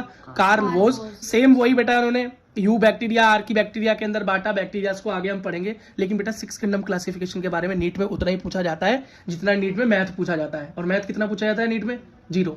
तो 6 किंगडम क्लासिफिकेशन क्या है के बारे में तुम्हें बस पता होना चाहिए। कार्ल वॉज नाम था उनका। आर्की बैक्टीरिया, यू बैक्टीरिया पे उन्होंने डिवाइड किया था। लेकिन जो पूरी फोकस आपको करनी है, जो आपका पूरा चैप्टर डिपेंड है, वो 5 kingdom classification by R H. Whittaker पर डिपेंड करता है। साइंटिस्ट देखो, सबसे पहले एरिस्टोटल ने ट्राई मारा, फिर हमारे बाइनोमियल नोमेनक्लेचर वाले कहाँ पीछे रहने वाले थे, उन्होंने कैरोस लिनियस ने भी 2 किंगडम क्लासिफिकेशन मारा और नाम 2 किंगडम क्लासिफिकेशन का वही ले गए। लेकिन बेटा आगे नए नए जीव आने की वजह से वो फेल हो गए। तो अर्नेस्ट हैकल आए हकलाते हुए, उन्होंने 3 किंगडम क्लासिफिकेशन दे दी, प्रोटिस्टा को जोड़ दिया। लेकिन सिंगल सेल वाले के लिए उसके पास कोई जगह नहीं थी, क्योंकि सिंगल सेल वाले जब तक मिले नहीं थे। फिर जब मिले तो कोपलैंड आए जी, कोपलैंड पी के उन्होंने मोनेरा जोड़ दी। लेकिन मोनेरा में यूकैरियोट और प्रोकैरियोट का डिफरेंस वो नहीं जान पाए। तो बेटा आर.एच. व्हिटेकर जो है इस मौके का फायदा उठा के उन्होंने मोनेरा को किसमें, प्रोकैरियोट और यूकैरियोट में बांट के बेटा उस चौके को अपने नाम कर लिया। मैन ऑफ द मैच बन गए आर.एच. व्हिटेकर। उसके बाद कार्ल वॉर्स आए जिन्होंने बैक्टीरिया को भी यू बैक्टीरिया, आर्की बैक्टीरिया में बांटा, वो 6 किंगडम। लेकिन 6 किंगडम वाले की बात कोई नहीं करता, हम तो यहाँ पर बात करते हैं आर.एच. व्हिटेकर की। क्यों? चांद पे पहला कदम रख दिया ना उन्होंने। नील आर्मस्ट्रांग मत समझ लेना इन्हें, मतलब चांद पे तो 3 लोग गए थे, है ना, 3-4 लोगों का ग्रुप था। पहले नील आर्मस्ट्रांग ने पैर रखा, दूसरी बार भी तो किसी ने रखा था। वो कौन था? हम जानते नहीं। क्यों नहीं जानते? हम उसे जानते हैं जो कि मैन ऑफ द मैच बनता है। कल्पना चावला चांद पे नहीं गई थी बेटा, आर.एच. वो सिर्फ स्पेस में गई थी, है ना। अगला देखो, तो बेटा प्रॉब्लम विद क्लासिफिकेशन मैंने तुमको बता दिया कि ये प्रॉब्लम थी कि सेल वॉल वाले, विदाउट सेल वॉल वाले, मल्टी सेलुलर, यूनिसेलुलर, सबको बेटा प्लांट के अंदर डाल दिया। और एनिमल के अंदर भी सिंगल सेल हो चाहे मल्टी सेल हो, है ना, होमोजीनस हो चाहे हेट्रोजीनस हो, है ना, उनको सब, या यूकैरियोट या प्रोकैरियोट, सबको एनिमल में डाल दिया। जो एनिमल की तरह दिखाई दिया, है ना, जो पेड़ की तरह दिखाई दिया उसे पेड़ में डाल दिया। तो बेटा ये अरेंजमेंट कभी जमा ही नहीं, भीड़ भड़ाका बहुत हो गया। पहचानोगे कैसे? पहचानना क्या हो गया? मुश्किल हो गया। स्कूल में देखते हो, स्कूल में बच्चे कम होते हैं तो बेटा एक ही क्लास होती है। स्कूल में बच्चे ज्यादा होते हैं तो एक क्लास में घुसेड़ देते हैं ना, क्लास को डिवाइड कर देते हैं, क्लास को डिवाइड करके सेक्शन बना देते हैं, है ना। और क्यों नहीं एक साथ क्यों नहीं पढ़ा सकते हो सबको? क्योंकि हर एक बच्चे की इन्फॉर्मेशन, या क्योंकि बेटा बहुत ज्यादा बच्चे हो जाएंगे तो उनको अरेंज करना मुश्किल होगा, उनको क्वालिटी एजुकेशन देना मुश्किल हो जाएगा। इसलिए उनको बेटा सेक्शंस में डिवाइड कर देते हैं। वेरी गुड, बहुत बढ़िया, ठीक है। अच्छा भाई, अब बाद में यहाँ पर बेटा कुछ एग्जांपल जो हमें देने पड़ते हैं, जैसे कि फंगी और प्लांट्स को एक साथ रख दिया। अब ये बोलोगे फंगी क्या है? मैंने अभी आपको बताया था, पर ये दोनों डिफरेंट है। दोनों डिफरेंट क्यों एक दूसरे से? क्यों? क्योंकि बेटा फंगी तो हेटेरोट्रॉप है, अपना खाना नहीं बना सकती, लेकिन प्लांट तो ऑटोट्रॉप है। फिर भी बेटा ग्रुप में एक साथ रखा हुआ है, नाइंसाफी है ना। तो ये दोनों एक कैटेगरी के हैं कभी भी? एक बनाकर खा रहा है, एक चुरा कर खा रहा है, या लेकर खा रहा है, मांग के खा रहा है ना। तो बेटा यही दिक्कत हुई। और बेटा क्या था? फंगी और प्लांट को भी एक साथ रख दिया। किसको? फंगी को और प्लांट को। मैंने तुम्हें बताया था प्लांट की जो सेल वॉल होती है वो सेल्यूलोज की बनी होती है। सेल्यूलोज क्या होता है? बहुत स्ट्रॉन्ग सब्सटेंस होता है। लेकिन फंगी की होती तो सेल वॉल है, लेकिन वो चिटिन की बनी होती है, जो कि उससे लेस हार्ड होता है। फिर भी इन दोनों को एक साथ रख दिया, तो क्या थी? गलती थी। और इस गलती को याद रखना बेटा, एनसीईआरटी में लिखना पड़ता है। और कई बार बेटा नीट में इस तरह से क्वेश्चन बनाते हैं असर्शन और रीजन में। क्या कि क्यों बेटा क्लासिफिकेशन फेल हुई 5 किंगडम क्लासिफिकेशन से पहले, क्या गलतियां थी? तो वो लिखेंगे फंगी और प्लांटी को एक साथ रखा ये, और उसका बेटा रीजन क्या डाल सकते हैं? Fungi and plants both have cell wall of cellulose in common. तो तुम इसको गलत कर दोगे, तुम्हें पता है एक में चीटिंग। हाँ, तो इस तरीके से बेटा क्वेश्चन बनता है। और क्वेश्चन नीट का क्वेश्चन एनसीईआरटी से बाहर नहीं आता। आप लिख लो, शर्त लगा लो, कमेंट में डाल देना कोई क्वेश्चन अगर बाहर आ जाए तो हम भी तो देखें। नीट से बाहर, नीट में बेटा एनसीईआरटी से बाहर कौन सा क्वेश्चन आता है? और नीट छोड़ो, नीट से पहले आपको बेटा सीबीएसई का एग्जाम फेस करना है, बोर्ड एग्जाम। एक भी बोर्ड एग्जाम तो नहीं, होम एग्जाम फेस करना है 11वीं वालों को। एक सवाल भी बाहर से नहीं आ सकता एनसीईआरटी से। बेटा मैं चैलेंज दे रहा हूँ बहुत टाइम से, लेकिन कोई बेटा चैलेंज को पास नहीं कर पाया। ठीक है, तो बेटा इन सब की प्रॉब्लम का सॉल्यूशन था 5 kingdom classification by R H. Whittaker. R H. Whittaker ने बेटा क्या क्या चीजें ली थी? तो बेटा उन्होंने इन चीजों को मेन रखा। सबसे पहले वो सेल का टाइप देखते थे, क्या प्रोकैरियोट है कि यूकैरियोट है। तो सिर्फ मोनेरा ही प्रोकैरियोट है और बाकी सब यूकैरियोट है। इसे याद करने का आसान तरीका। पहली चीज, अभी सेल वॉल किसमें है या नहीं, तो तुमको पहले पहली पढ़ के आ चुके हो 9th में कि प्लांट के अंदर ही सेल वॉल होती है, एनिमल के अंदर सेल वॉल नहीं होती। क्यों? बेटा हमारे पास तो स्केलेटन सिस्टम है ना हमको सपोर्ट करने के लिए, लेकिन उस प्लांट के पास तो कोई स्केलेटन सिस्टम नहीं है, तो उसके पास सेल वॉल होनी जरूरी है ताकि वो स्ट्रेट खड़ा रहे। ठीक है, और बेटा सेल वॉल जिसके अंदर होती है वो किस किस चीजों की बनी होती है? प्लांट की तो सेल्यूलोज की बनी होती है, इसलिए तो स्ट्रांग होती है, उसे पचा पाना भी मुश्किल होता है हाँ, इसलिए तो बेटा हमारी जो आंत है, छोटी आंत बड़ी आंत दोनों मिलकर इसको पचा पाती हैं। और जो बेटा जानवर होते हैं ना घास खाने वाले, उनकी आंतें लंबी होती हैं। हाँ, इसलिए वो पचा पाती हैं, लेकिन शेर नहीं पचा सकता क्योंकि वो छोटी होती है, मांस पचाने के लिए बनी है। ठीक है। अब फंगी की बेटा चिटिन की होती है, मैंने बताया सबसे पहले स्ट्रॉन्ग की, इसमें तो एब्सेंट ही है, इसमें स्ट्रॉन्ग, इसमें थोड़ी सी वीक। प्रोटिस्टा में प्रेजेंट होती है, वो कैसी कैसी होती है हम आगे पढ़ेंगे। और यहाँ पर बात करें सेलुलोज मोनेरा के अंदर, तो हाँ भाई नॉन सेल्यूलोजिक होती तो है, और लेकिन सेल्यूलोज की नहीं बनी होती। किसकी बनी होती है? पॉलीसैकेराइड या अमीनो एसिड या प्रोटीन बोल सकते हो शॉर्टकट में, प्रोटीन की बनी होती है। अगला न्यूक्लियर मेम्ब्रेन, तुम्हें पता है भैया मोनेरा के अंदर तो होगी नहीं, क्यों? वो प्रोकैरियोट है, और प्रोकैरियोट का मतलब यह है कि जिसके अंदर न्यूक्लियस की मेम्ब्रेन ना हो, बाकी सब में होती है, क्योंकि ये सारे यूकैरियोट ही तो है। समझ में आ गया? अगला देखो बॉडी ऑर्गेनाइजेशन कैसा है, मतलब सेल्यूलर है या मल्टी सेल्यूलर है? तो बेटा तुम्हें तो खुद ही पता है, एनिमल तो मल्टी सेल्यूलर है, टिश्यू ऑर्गन होते हैं इसके अंदर। प्लांट भी कैसा है? टिश्यू ऑर्गन वाला है, मल्टी सेल्यूलर है। फंगी भी मल्टी सेल्यूलर, लेकिन उसके टिश्यू लूज है। क्या है? लूज है, आराम से हटा सकते हो। लेकिन प्रोटिस्टा के अंदर क्या है? Single cell. और मोनेरा तो सिंगल सेल, बैक्टीरिया तो है single cell. Mode of nutrition मतलब खाना कैसे खाते हैं? एनिमल की बात करो तो हेटेरोट्रॉफी की तो है, दूसरों से लेकर खाते हैं। और होलोजोइक हमारा न्यूट्रिशन है, या सैप्रोफाइटिक हो सकता है कुछ एनिमल्स के अंदर। सैप्रोफाइटिक मतलब सड़े गले से खाते हो। प्लांट की बात करें तो ऑटोट्रॉप होते हैं, अपना खाना खुद बनाते हैं, फोटोसिंथेटिक मतलब फोटोसिंथेसिस करके। और फंगी की बात करें तो भैया फंगी हेटेरोट्रॉप ही होती है, या तो सैप्रोफाइट होगी या पैरासाइट होगी। सैप्रोफाइट का मतलब होता है किसी सड़े गले मरे के ऊपर से खाना लेना, और पैरासाइट का क्या मतलब होता है बेटा? जो किसी जिंदा होस्ट के ऊपर जाए और धीरे धीरे उससे खाना खींचता रहे और उसका नुकसान पहुंचाता रहे। जैसे तुम्हारे सर में जूं है ना, जैसे कि बेल, किसी पेड़ के ऊपर बेल है ना। अगला देखो प्रोटिस्टा ऑटोट्रॉप होते हैं और हेटेरोट्रॉप भी हो सकते हैं। ठीक है। और बेटा सेम मोनेरा के साथ है, ऑटोट्रॉप भी हो सकते हैं और हेटेरोट्रॉप भी हो सकते हैं। ऑटोट्रॉप होंगे तो फोटोसिंथेसिस कर रहे होंगे, उनके अंदर क्लोरोफिल मिल जाएगा। और हेटेरोट्रॉप होंगे हाँ तो डिपेंडेंट होंगे। और मोनेरा तो बैक्टीरिया का तो तुम्हें पता ही है। हेटेरोट्रॉप होगा तो कैसा होगा? सैप्रोफाइट या पैरासाइट ही होगा। या तो किसी मरे सड़े गले पे लगा होगा, या किसी के अंदर जाकर उसको नुकसान पहुंचाकर उससे खाना ले रहा होगा। लेकिन प्रोटिस्टा ऐसा नहीं करता। प्रोटिस्टा ना तो सैप्रोफाइट होगा और ना ही पैरासाइट होगा, बाकी सब वैसा कुछ ना कुछ होंगे। बेटा पूरी टेबल बता दी आपको। ठीक है बेटा, हम पढ़ने जा रहे हैं बेटा किंगडम मोनेरा। क्या बेटा? किंगडम मोनेरा, जिसके बेटा सोल मेंबर कौन है? बैक्टीरिया। तो बेटा किंगडम मोनेरा के मेन मेंबर कौन है? बैक्टीरिया।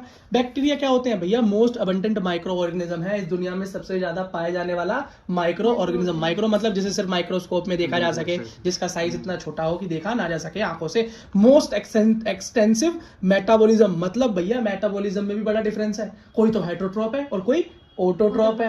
और जो हेटेरोट्रॉप है वो भी कैसा है? या तो सैप्रोफाइट है या पैरासाइट है। होलोजोइक न्यूट्रिशन नहीं है इसके अंदर जो खाना ले और खाना खा ले। ये तो या तो पैरासाइट मिलेगा किसी के ऊपर, या कहीं सड़ी गली चीजों पे भरा हुआ सैप्रोफाइट मिलेगा।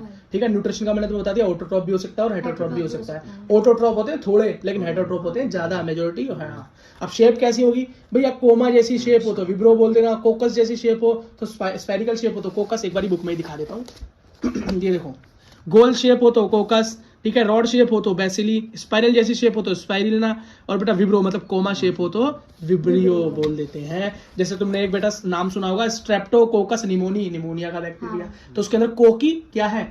इसकी शेप है। अगला तुमने सुना होगा लैक्टोबैसिलस एसिटी, जो बेटा दही में मिलता है। तो लैक्टोबैसिलस, तो बैसिलस मतलब उसकी शेप है। हाँ तो बेटा ये मैंने आपको बता दिया।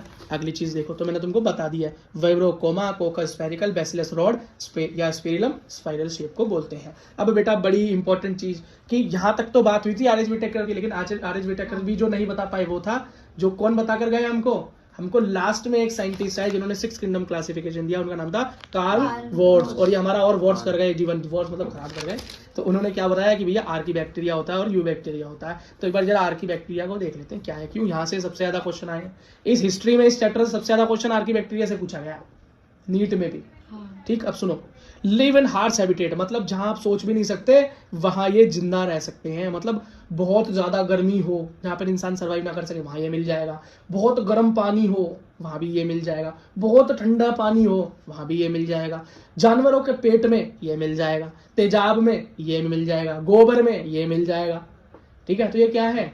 मोस्ट अबंडेंट, हर जगह मिलते हैं। और कैसे? हार्श कंडीशन में रह सकते हैं। क्यों भैया? क्योंकि इनकी सेल वॉल का स्ट्रक्चर ही इस तरीके का बनाया भगवान ने कि ये हार्श कंडीशन में जिंदा रह सकते हैं। तो बेटा इनको इनकी जो जिस तरह से ये रहते हैं, जो इनकी हैबिटेट का मतलब होता है रहने का स्थान, जिस तरह का स्थान उस तरह का नाम। तो जो बेटा हेलोफाइल्स, आर्की बैक्टीरिया में एक कंडीशन हुई हेलोफाइल्स, मतलब हेलो का मतलब होता है जहाँ पे बहुत नमक हो, मतलब जो बहुत सॉल्टी एरिया में जिंदा रह सके, जहाँ पे बहुत नमक हो तो उसको बोलेंगे हेलोफाइल्स। ऐसे आर्की बैक्टीरिया जो कि बहुत सॉल्टी जगह में रह सके वो हो गए हेलोफाइल्स। हेलोफाइल्स। जो बेटा बहुत गर्म जगह में रह सके, हॉट स्प्रिंग में रह सके, बिल्कुल गर्म पानी में भी जिंदा रह सके, वो है thermo acidophiles. Thermo acidophile, thermo मतलब हीट, हाँ। ठीक है, हाँ, thermo acidophile live in hot spring, ठीक है। तो सीधा नीट से क्वेश्चन कैसे आता है, हॉट स्प्रिंग में रहने वाले कौन से बैक्टीरिया होते हैं, या कौन सा बैक्टीरिया ऐसा होता है जो कि हार्श हैबिटेट्स के अंदर सर्वाइव कर सकता है, तो आर्की बैक्टीरिया, और स्पेशली हॉट स्प्रिंग पूछे तो थर्मो एसिडोफाइल्स। अगला बेटा मिथेनोजन, ये भी उतना इंपॉर्टेंट है।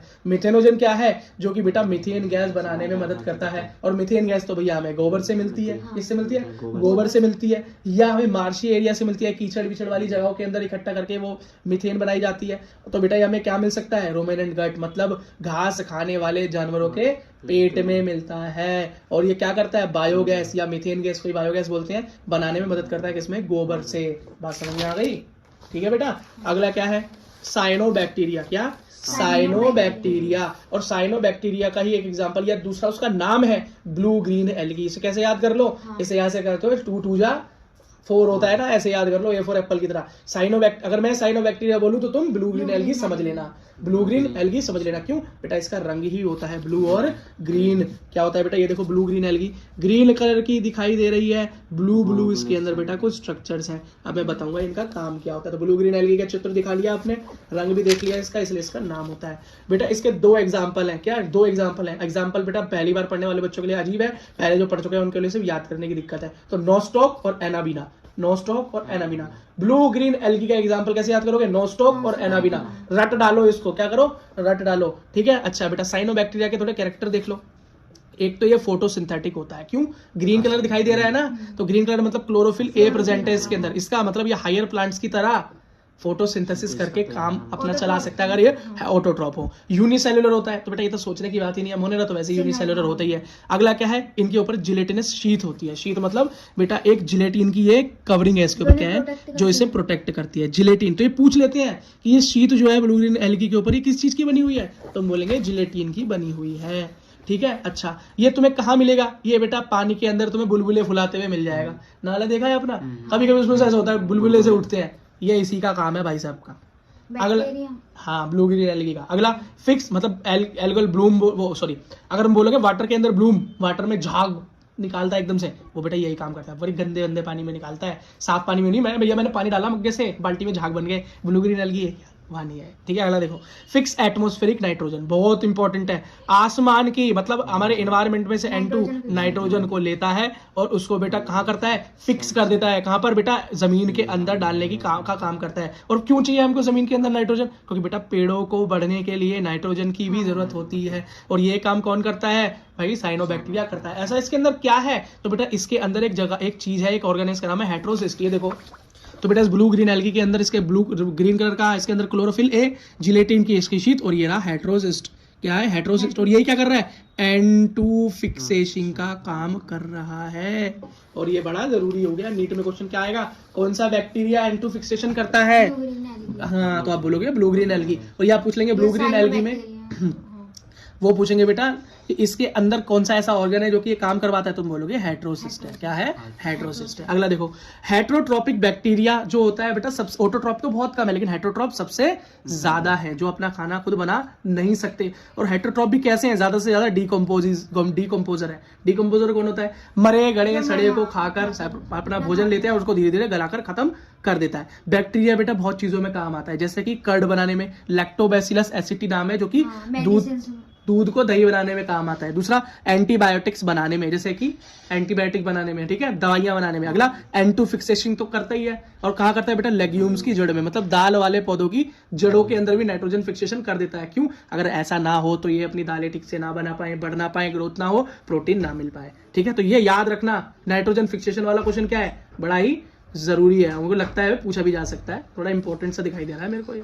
अगला देखो, सम कॉमन बैक्टीरियल डिसीज, बेटा कुछ ऐसी बीमारियां हैं जो कि बैक्टीरिया फैलाते हैं, जैसे कि टिटनेस है, ठीक है, जैसे टाइफाइड है, जैसे कोलेरा है, सिट्रस कैंकर, ये बड़ा इंपॉर्टेंट है। क्यों, क्योंकि बेटा बच्चों को कोलेरा, टाइफाइड, टिटनेस ये सब तो दिखाई देता है, नॉर्मल सुनते हैं, लेकिन प्लांट की बीमारियां हम सुनते हैं कभी नहीं सुनते ना। तो प्लांट के अंदर भी एक बीमारी होती है, उसको सिट्रस कैंकर बोलते हैं, प्लांट के अंदर होती है सिट्रस कैंकर, याद कर लेना, पूछ सकता है। बैक्टीरिया कौन सी बीमारी फैलाता है प्लांट्स में? Citrus canker. बेटा वैसे आगे हम 12th क्लास में बहुत कुछ पढ़ने वाले हैं, पर 11th क्लास के लिए इतना ही है। रिप्रोडक्शन इन बैक्टीरिया, भैया ये बैक्टीरिया रिप्रोडक्शन कैसे करते हैं, अपनी संख्या कैसे बढ़ाते हैं? तो भाई मेनली फीजन करते हैं। फीजन का मतलब क्या है? 1 से 2, 2 से 3, 3 से 4, या मल्टी बढ़ जाते हैं, 1 से 10, 1 से 15, 1 से 20, इस तरीके से बेटा ये डिवाइड करते हैं। तो फीजन का मतलब होता है टूटना। अगला देखो बेटा, स्पोर फॉर्मेशन करते हैं, स्पोर्स बनाते हैं। क्या स्पोर्स बनाते हैं? जो कि बेटा क्या होता है, वाटर करंट या एयर करंट से इधर उधर जाते हैं और फेवरेबल कंडीशन में बैठकर दोबारा जर्मिनेट हो जाते हैं। सेक्सुअल रिप्रोडक्शन अगर ये कोई करता हुआ मिलेगा, वैसे बहुत कम मिलते हैं, अगर मिलेगा तो क्या करेगा भैया, बड़ी ही पुरानी टेक्निक है, ये डीएनए ट्रांसफर करते हैं एक बैक्टीरिया से दूसरे बैक्टीरिया के अंदर, और इस तरीके से सेक्सुअल रिप्रोडक्शन कर सकते हैं। आपकी एनसीईआरटी में एक चित्र भी बना हुआ है, ये रहा, देखो बेटा, ये देखो, ये हाँ, एक तो ये डिवाइडेशन का है, क्या देखो 1 से 2 बन रहे हैं, देखो 1 से 2 बैक्टीरिया तैयार हो रहा है, ठीक है। अब बेटा लास्ट बैक्टीरिया के अंदर, किंगडम मोनेरा के अंदर बेटा बस एक ही इंपॉर्टेंट चीज बचती है, वो है बेटा माइकोप्लाज्मा। माइकोप्लाज्मा क्या है? इस दुनिया की सबसे छोटी सेल भी बेटा, सेल खुद ही इतनी छोटी होती है, लेकिन जो सबसे छोटी होती है वो बेटा माइकोप्लाज्मा कहलाती है। 9th क्लास में थोड़ा सा हिंट इसके बारे में है, माइकोप्लाज्मा के बारे में, दुनिया की सबसे छोटी सेल, ठीक है। अच्छा, इसके अंदर कोई सेल वॉल नहीं होती, इसके अंदर कोई सेल वॉल नहीं होती, ठीक है। ये सबसे स्मॉलेस्ट लिविंग सेल है, सबको पता है, मैंने बता दिया। ये बेटा बिना ऑक्सीजन के भी जिंदा रह सकती है, ये भी इंपॉर्टेंट बात है। Mycoplasma can survive without oxygen, बिना ऑक्सीजन के। मैनी आर पैथोजन, पैथोजन मतलब बीमारी फैलाने का काम करते हैं। माइकोप्लाज्मा के बारे में ये 4 पॉइंट याद करने हैं, बड़े इंपॉर्टेंट है, ठीक है बेटा। किंगडम हम पढ़ने वाले हैं वो है बेटा किंगडम प्रोटिस्टा, या किंगडम प्रोटिस्टा। एक बार बेटा इसके फीचर जल्दी से रिवाइज कर लेते हैं। तो किंगडम प्रोटिस्टा के बारे में क्या है? यूकैरियोट है, प्रोकैरियोट तो खाली मोनेरा है, तो यूकैरियोट है, ठीक है। कैसा है बेटा? ये प्रेजेंट इन सब, क्या सेल वॉल होती है, ठीक। सेल वॉल किस में नहीं होती है? एनिमल में नहीं होती भाई इतनी, और या माइकोप्लाज्मा में नहीं होती। अगला बेटा न्यूक्लियर मेम्ब्रेन कैसी है? प्रेजेंट है। यूकैरियोट तो प्रेजेंट तो होगी तभी तो यूकैरियोट है। अगला क्या है? सेल्यूलर है। मल्टीसेल्यूलर नहीं, मल्टीसेल्यूलर कहाँ चालू होते हैं? प्लांट, एनिमल और फंगी, बस यही होते हैं, ठीक। और ये कैसे होते हैं प्रोटिस्टा? भैया ये ऑटोट्रॉप भी हो सकते हैं और हेटरोट्रॉप भी हो सकते हैं, लेकिन ये सेप्रोफाइट या पैरासाइट कभी भी नहीं होते हेटरोट्रॉप में। ऑटोट्रॉप होंगे तो फोटोसिंथेटिक हो सकते हैं। बेटा चलो इनके बारे में अब पढ़ लेते हैं फटाफट, ठीक है। तो बेटा इनका नाम देख लो, प्रोटिस्टा के अंदर होते हैं chrysophytes, dinoflagellates, euglenoids, slime moulds, protozoa. क्या?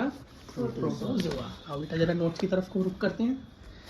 तो बेटा मैंने आपको पहले बता दिया कौन कौन से क्या होते हैं। सबसे पहले हम पढ़ते हैं क्राइसोफाइट्स की वजह से। क्या?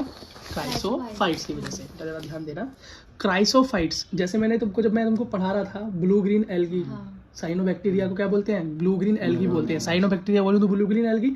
तो बेटा अगर मैं क्राइसोफाइट्स बोलूँ तो आप डाई एटम समझ लेना। क्या? Diatoms. क्या नाम है? क्राइसोफाइट्स बोलूँ तो तुम क्या समझोगे? डाई एटम्स, ठीक है।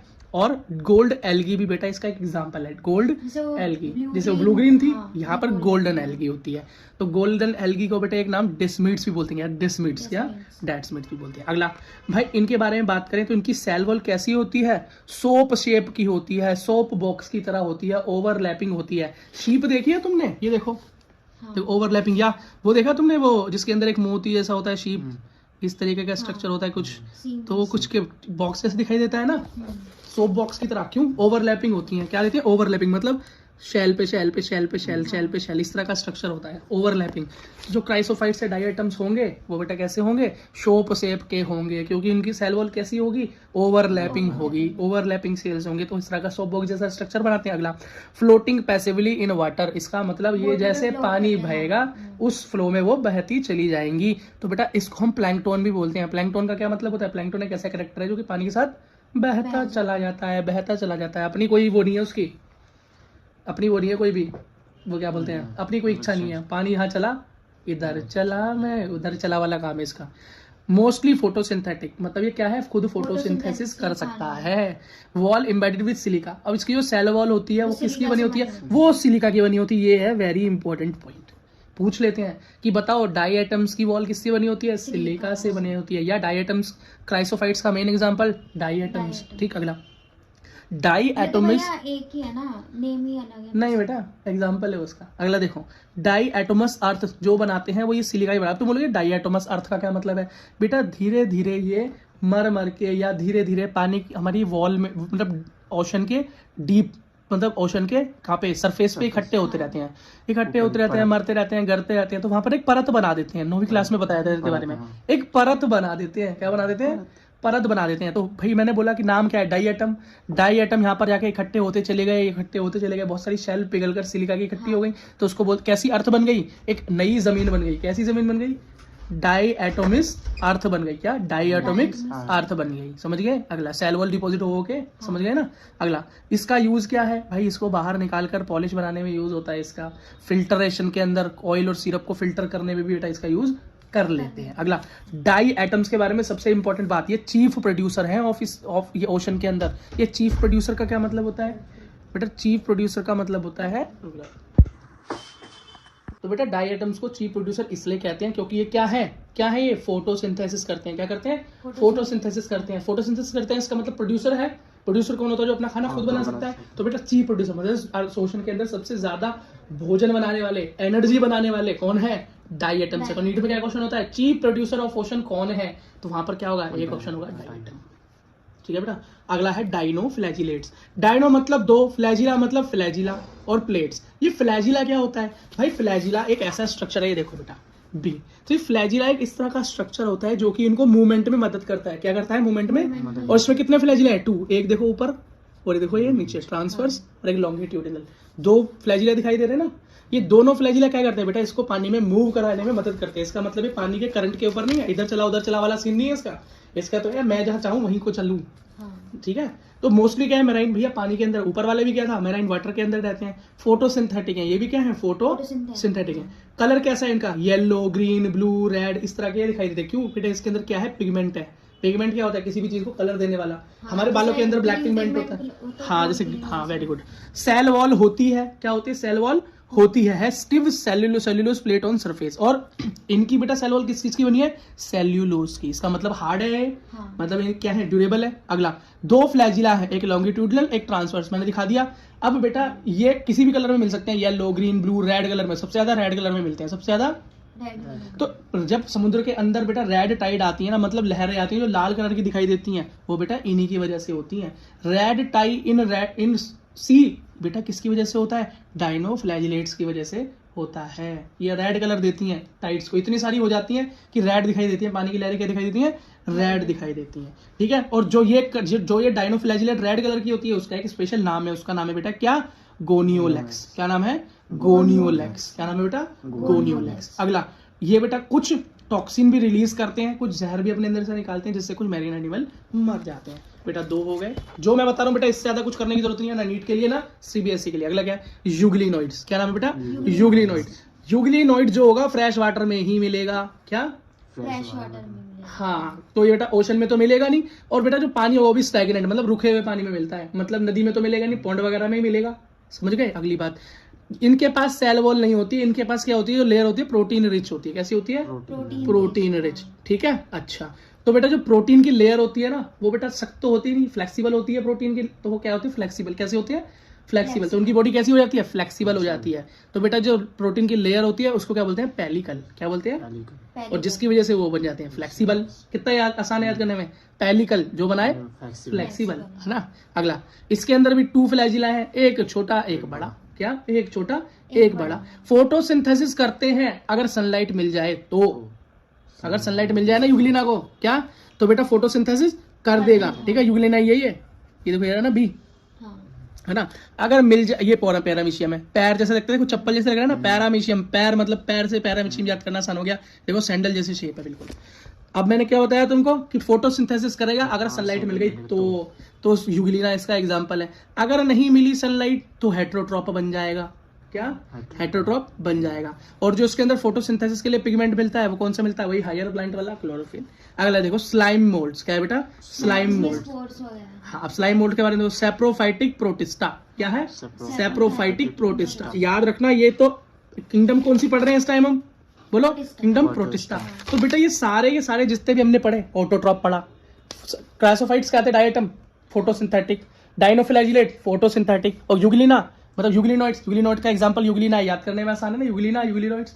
तो इसके अंदर भी मेरा कि भैया सन मिले तो ये भी फोटोसिंथेटिक, नहीं, लेकिन हेटरोट्रॉपिक। तो हेटरोट्रॉपिक, लेकिन सैप्रोफाइटिक इसमें से कोई भी नहीं था, मतलब मरे सड़े गले का खाने वाला कोई भी नहीं था। एक ये स्लाइम मोल्ड्स आता है जो इनका नाम बेकार कर दिया, नाक कटवा दी इसने। क्या कर दिया इसने? नाक कटवा दी। ऐसा प्रोटिस्टा निकला, ऐसा किंगडम प्रोटिस्टा में ऐसा प्रोटिस्टा निकला जो सैप्रोफाइट है। क्या है? सड़े गले मरे चीजों को खाता है। Suitable condition forms Plasmodium. तो इसका एग्जांपल कौन सा है? प्लाज्मोडियम। और बेटा प्लाज्मोडियम से मुझे याद आती है बीमारी, मलेरिया वाली बीमारी, प्लाज्मोडियम वाइवेक्स।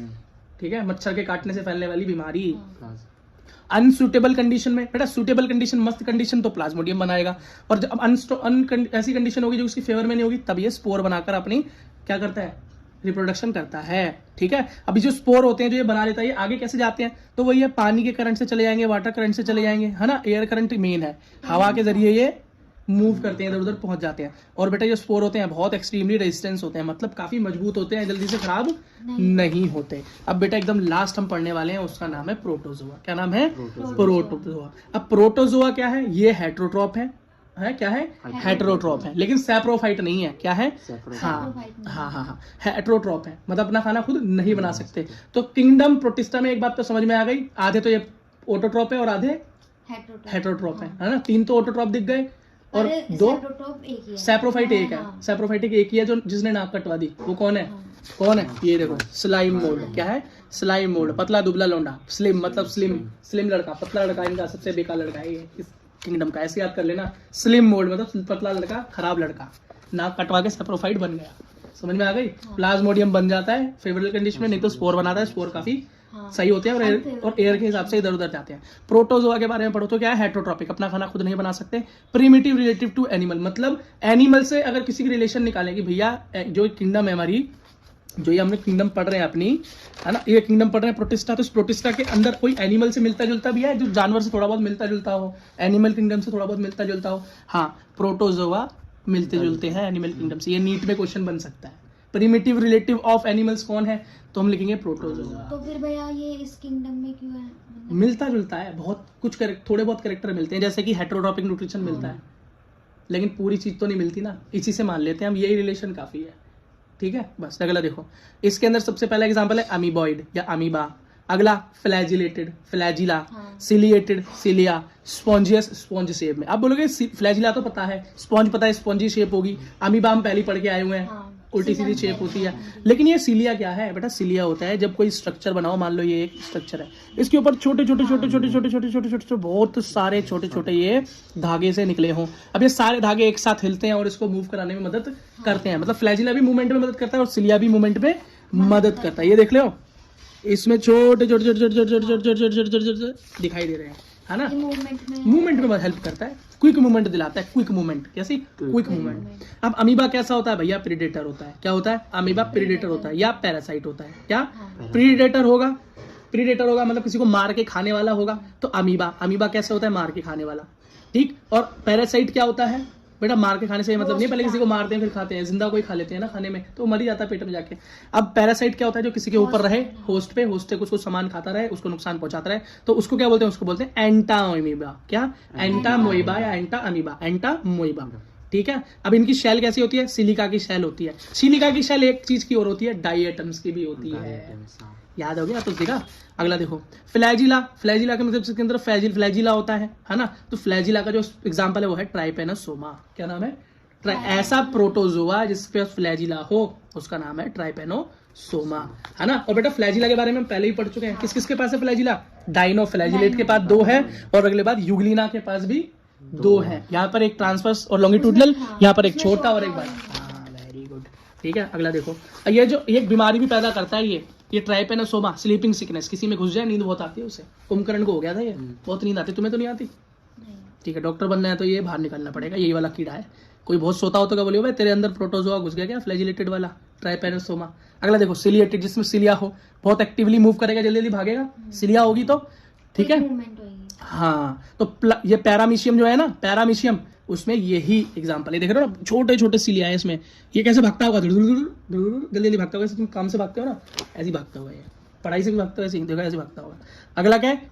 स्पोरोंजिया, क्या स्पोरोंजिया। इसका ये भी प्लाज्मोडियम का एग्जांपल है। क्या है इसका नाम? जो स्पोर बनाए, हाँ, वही प्लाज्मोडियम। कंडीशन। अनफेवरेबल कंडीशन में कौन था? स्लिम मोल्ड, पतला लड़का। हाँ, क्या हो गया? ठीक है बेटा, इसके साथ हमारी किंगडम खत्म होती है, प्रोटिस्टा।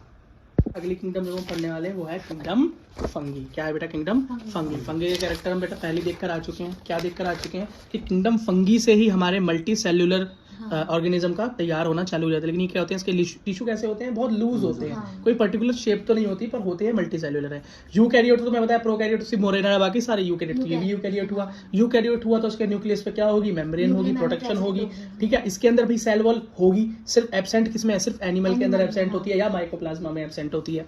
ठीक है, अगली चीज बेटा, किसी और की बनी होती है शायद। हाँ बेटा, इसके अंदर जो सेल वॉल बनी होती है वो चिटिन की बनी होती है। क्योंकि फंगी के बाद है ही ना प्लांट तो है सेल्यूलोज सबसे टफ, उससे थोड़ा हल्का चिटिन, उससे थोड़ा हल्का कौन सा होता है? प्रोटीन, हाँ, है ना। पेलिकल अभी पढ़ के आया था ना अगर कि फ्लेक्सिबल, पेलिकल से क्या बना? फ्लेक्सिबल, याद किया था ना अभी। और भैया एनिमल के अंदर तो कुछ होता ही नहीं, हमको पता ही है। और ये कैसे होते हैं? ये भैया हेटेरोट्रॉपी होते हैं, ये अपना खाना खुद नहीं बना सकते। और इनके ऊपर एक बात याद रखना, ये हेटेरोट्रॉपी कैसे होंगे? सैप्रोफाइटिक या पैरासाइटिक होंगे, सीधे वाले नहीं है, खतरनाक वाले। चलो इनके बारे में थोड़ा पढ़ते हैं। तो बेटा किंगडम फंगी के बारे में अगर पढ़ें तो किंगडम फंगी कैसी होती है? फिलामेंटस होती है। कैसी होती है? इनकी जो बेटा स्ट्रक्चर होंगे वो फिलामेंट्स की तरह होंगे, लंबे लंबे कई सारे धागे मिलकर एक फिलामेंट की तरह ये बन जाएंगे। अगर हम ब्रेड के अंदर लगी हुई फुई को माइक्रोस्कोप में देखें तो वो निकले हुई लंबी लंबी फुई लंबे लंबे धागों की तरह नजर आएगी। बस बेटा मेरे पास बोर्ड नहीं है, नहीं तो मैं तुमको यूट्यूब पे दिखा देता या गूगल पे फोटो दिखा देता, नहीं तो तुम खुद जाके ब्रेड मोल्ड का फोटो देख लेना। ठीक है, अगला देखो। अब ये फिलामेंट जो होता है, इसको अगर हम छोटे छोटे भागों में बांटें तो ये क्या छोटे छोटे थ्रेड धागों की तरह ही तो होते हैं। उन धागों को बोलते हैं हाइफी। क्या बोलते हैं? हाइफी। वो छोटे छोटे धागे मिलके बड़ा फिलामेंट बना देते हैं, उसे फिलामेंटस बोलते हैं। तो फिलामेंट, और बस एक ही चीज ऐसी है जो कि इस फिलामेंट से नहीं बनी हुई, जो इस कंडीशन में नहीं, बाकी सब फंगी ऐसी हैं, लेकिन एक फंगी ऐसी है जिन्होंने इससे भी बगावत कर रखी है। वो कौन है? ईस्ट। कौन? ईस्ट। ईस्ट क्या बोलता है? मैं तुम्हारी तरह नहीं हूं, मैं क्या हूं? अलग हूं, लेकिन फिर भी वो क्या है? एक फंगी है। ईस्ट क्या है? एक फंगस है, लेकिन कैसा है? इनसे अलग है। ईस्ट हमारे बहुत सारे काम भी आता है, आगे देखेंगे। ठीक है, और बेटा बहुत सारे जब हाइफी आपस में मिलते हैं तो फिलामेंट बनता है। और बेटा बहुत सारे हाइफी अगर एक साथ हों तो उसको हम माइसीलियम भी कह देते हैं। क्या? माइसीलियम। नेटवर्क, जो इनका बहुत नेटवर्क बन जाए, जाल बन जाए ना बहुत सारे हाइफी का, तो उसको माइसीलियम कहते हैं। और माइसीलियम से फिलामेंट बन जाते हैं।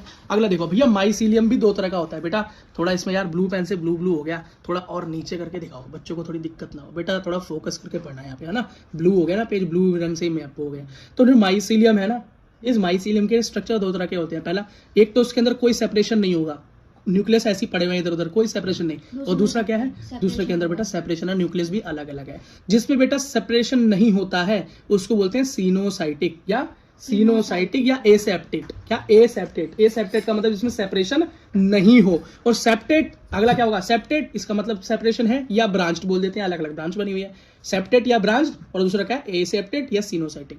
कोई भी एक चीज याद कर लेना, कोई दिक्कत नहीं है। ठीक है, सेप्टेट और एसेप्टेट याद कर लोगे तभी भी काम चल जाएगा। बेटा कुछ टर्म याद कर लो, जैसे प्लाज्मोगैमी का मतलब क्या होता है? जब बेटा दो सेल आपस में मिल जाएं।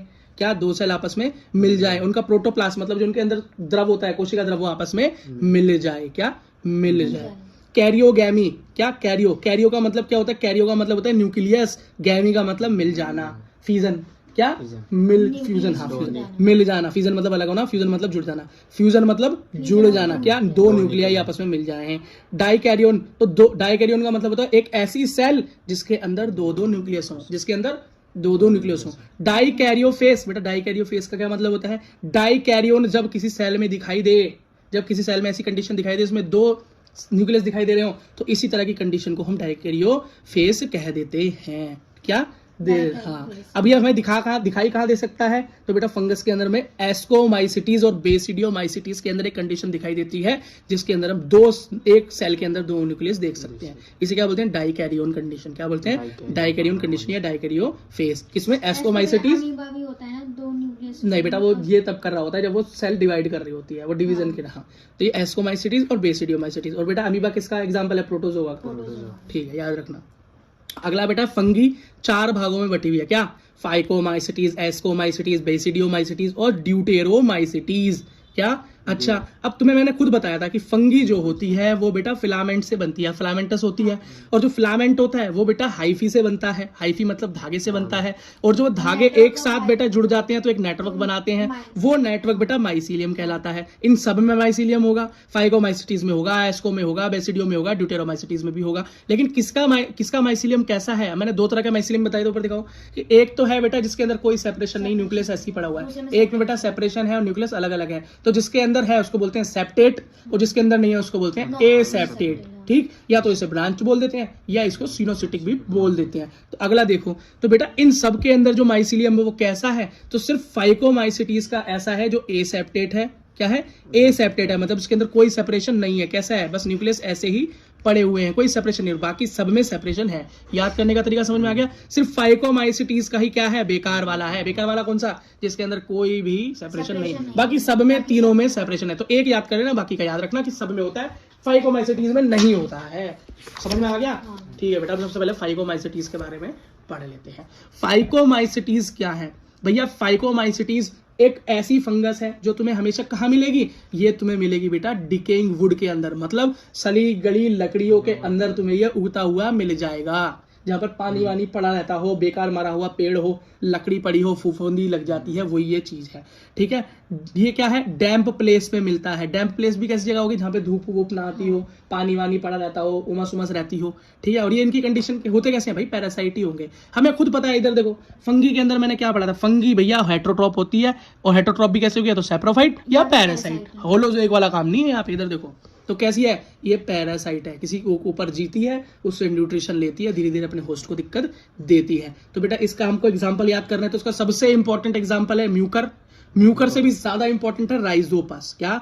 राइजोपस को भूलने का नहीं। क्यों? इसको ब्रेड मोल्ड बोलते हैं। मतलब रोटी के ऊपर तुम अपने टिफिन बॉक्स छोड़ देते हो एक आध दिन बिना खोले, तो उस पर हरी हरी जम जाती है ना, वो यही होती है। ब्रेड को छोड़ दो, सुबह देखो, यही होता है। अगला बेटा क्या है? अल्बिगो। ये इतना इंपॉर्टेंट तो नहीं जितना राइजोपस, पर याद होना जरूरी है। क्यों? ये बेटा मस्टर्ड के ऊपर पैरासाइट। मस्टर्ड क्या है भैया? पौधा। ये पौधे के ऊपर भी पैरासाइट की तरह बैठ जाता है। अल्बिगो। क्या?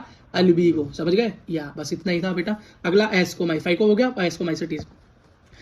ये तो पैरासाइट था, फाइकोमाइसिटीज। तो नीचे वाला कैसा? सैप्रोफाइटिक। कैसा है? सैप्रोफाइटिक। सैप्रोफाइट क्या है? सड़े गले मरे के ऊपर जीता है, और जो ये काम करता है वो डिकम्पोजर तो होता ही होता है। उसे खा के खत्म भी तो कर देता है उस बॉडी को। तो बेटा डिकम्पोजर से नफरत करने की जरूरत नहीं है। हमारे यहाँ के सड़ी गली चीजों को खत्म करने, बॉडी को, वेस्ट को खत्म करने का काम बेचारे एस्कोमाइसिटीज या डिकम्पोजर ही कर रहे हैं। ठीक है, ये कहाँ पर उगते हैं? ये बेटा डंग पर उगते हैं। कहाँ पर? डंग पर उगते हैं, मतलब गोबर वगैरह पर मिलते हैं। ये कैसे होते हैं? मल्टी सेल्यूलर होते हैं। कैसे होते हैं? Multi cellular. अगर एस्कोमाइसिटीज का मल्टी सेल्यूलर का कोई एग्जांपल पूछ ले तो उसका नाम है बेटा पेनिसिलियम। क्या नाम है? पेनिसिलियम। और दूसरा रियरली यूनिसेल्यूलर, बस एक ही ऐसा है। इधर देखो बेटा, फंगस क्या है? फंगस तो फिलामेंटस है और मल्टी सेल्यूलर है। मल्टी सेल्यूलर दिखाई दे रही है कैसी है? Multicellular loose cell. लेकिन इनमें एक ऐसा बंदा है जो कि इनसे अलग चलता है। दिखाओ इधर, इनसे अलग चलता है। शुरुआत में मैंने बता के चला था, कौन है? ईस्ट या वेस्ट?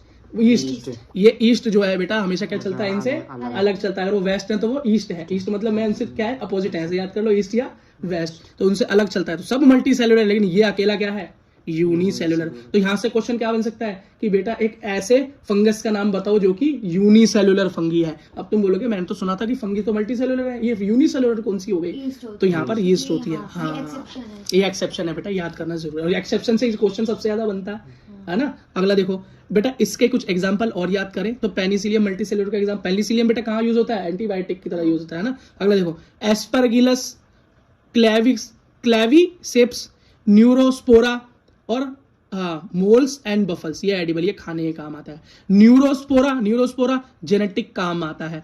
क्लेविसेप और एस्परगिलस याद करना है। एस्परगिलस नेगर इसका पूरा नाम होता है। 12th में हम पढ़ेंगे इसके मेन काम क्या होते हैं। बेटा लास्ट पढ़ो, बेसिडियोमाइसिटीज। क्या? बेसिडियोमाइसिटीज। इसको बेटा ब्रैकेट फंगी या पफ बॉल्स भी बोलते हैं। क्यों? ये गोल गोल बॉल्स की तरह नजर आता है। कैसा नजर आता है बेटा?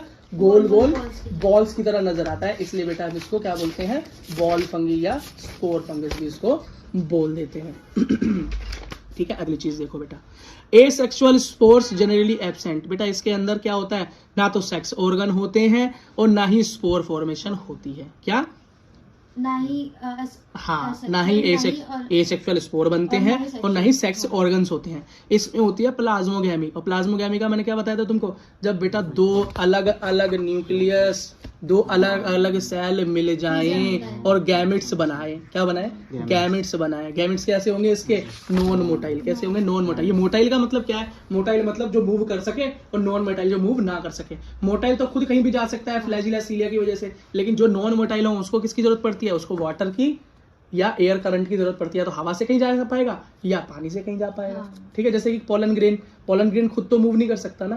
पोलन ग्रेन किससे मूव करता है? 10th क्लास में हमने पढ़ा था, पोलन ग्रेन 9th में। या तो बेटा वो हवा से जा सकता है, या बेटा कोई मधुमक्खी या भंवरा वगैरह उस पेड़ पे बैठता है उसके पैरों में लगती है। हाँ, तो बेटा इसका बेसिडियोमाइसिटीज, जिसको हम ब्रैकेट फंगस या पफ बॉल्स बोलते हैं, बॉल की तरह दिखाई देगा। ऊपर से कैसे दिखाई देगा? बॉल की तरह, छाते की तरह दिखाई देगा। तो बेटा छाते के नाम से तो एक ही चीज याद आती है हमें, अगैरिकस। क्या? अगैरिकस। और अगैरिकस ही कौन है? मशरूम, जिसे हम बड़े प्यार से खाते हैं। ये देखो, ये रहा अगैरिकस। याद करना आसान है, छतरी जैसी शेप वाले होते हैं बेसिडियोमाइसिटीज, वो हो गया अगैरिकस। अगर है भैया उस्टिलैगो, स्मट और पक्सीनिया, रस्ट। जो रस्ट लग जाती है, देखा है ना कुछ चीजें गेहूं वगैरह के अंदर रस्ट लग जाता है, वो बिल्कुल बेकार हो जाते हैं, भुरभुरे होकर टूटने लगते हैं, बदबू आने लगती है, तो पक्सीनिया, रस्ट लग जाती है उनके अंदर। समझे बेटा? इसी के साथ हमारा ये किंगडम भी खत्म होता है। अब बेटा स्पोर फॉर्मेशन जो होता है फंगस के अंदर, वो कैसे होता है? सेक्सुअल होता है, एसेक्सुअल होता है? स्पोर्स का नाम क्या होता है? एग्जाम्पल क्या होता है? ये बेटा इसको याद करने में कंफ्यूजन जाती है बच्चों को। तो इसका एक शॉर्टकट क्या है? BASACPSDC। BAS का मतलब समझो बस, AC में बैठकर PS से फिजिक्स की DC पांडे पढ़नी है। ये देखो मैंने ऊपर बना रखा है, बस AC में बैठकर फिजिक्स की DC पांडे पढ़नी है। बस बेटा इतना याद कर लेना, तुम्हें पूरा याद हो जाएगा। BAS का देखो तो बेटा B से बेसिडियोमाइसिटीज। क्या? बेसिडियोमाइसिटीज। और इसी से क्या होता है? बेसिडियोस्पोर्स। बेसिडियोमाइसिटीज के अंदर स्पोर बनते हैं, वो कैसे हैं? बेसिडियोस्पोर्स या एस्कोस्पोर्स, या और हाँ वो सेक्सुअली और एसेक्सुअली, तो एस बताता है वो सेक्सुअली बनते हैं। तो बेसिडियोमाइसिटीज याद हो गया। अब बेटा एस्कोमाइसिटीज का ऐसे याद करेंगे, AC से। तो A से क्या है? एस्कोमाइसिटीज, और A से क्या है? एसेक्सुअल। और नाम क्या है स्पोर्स का? कोनिडिया। कोनिडिया से बनते हैं। अगला में बैठकर फिजिक्स की, तो P से क्या हो गया? फाइकोमाइसिटीज। क्या हो गया बेटा? फाइकोमाइसिटीज। और S से पता चल गया कहां से बनते हैं? स्पोर एंजियोस्पोर। कैसे बनते हैं? स्पोर एंजियोस्पोर। और कुछ और एग्जांपल क्या है? जूस्पोर, और क्या है? अल्पेनोस्पोर या जूस्पोर, याद रखना इंपॉर्टेंट है जूस्पोर।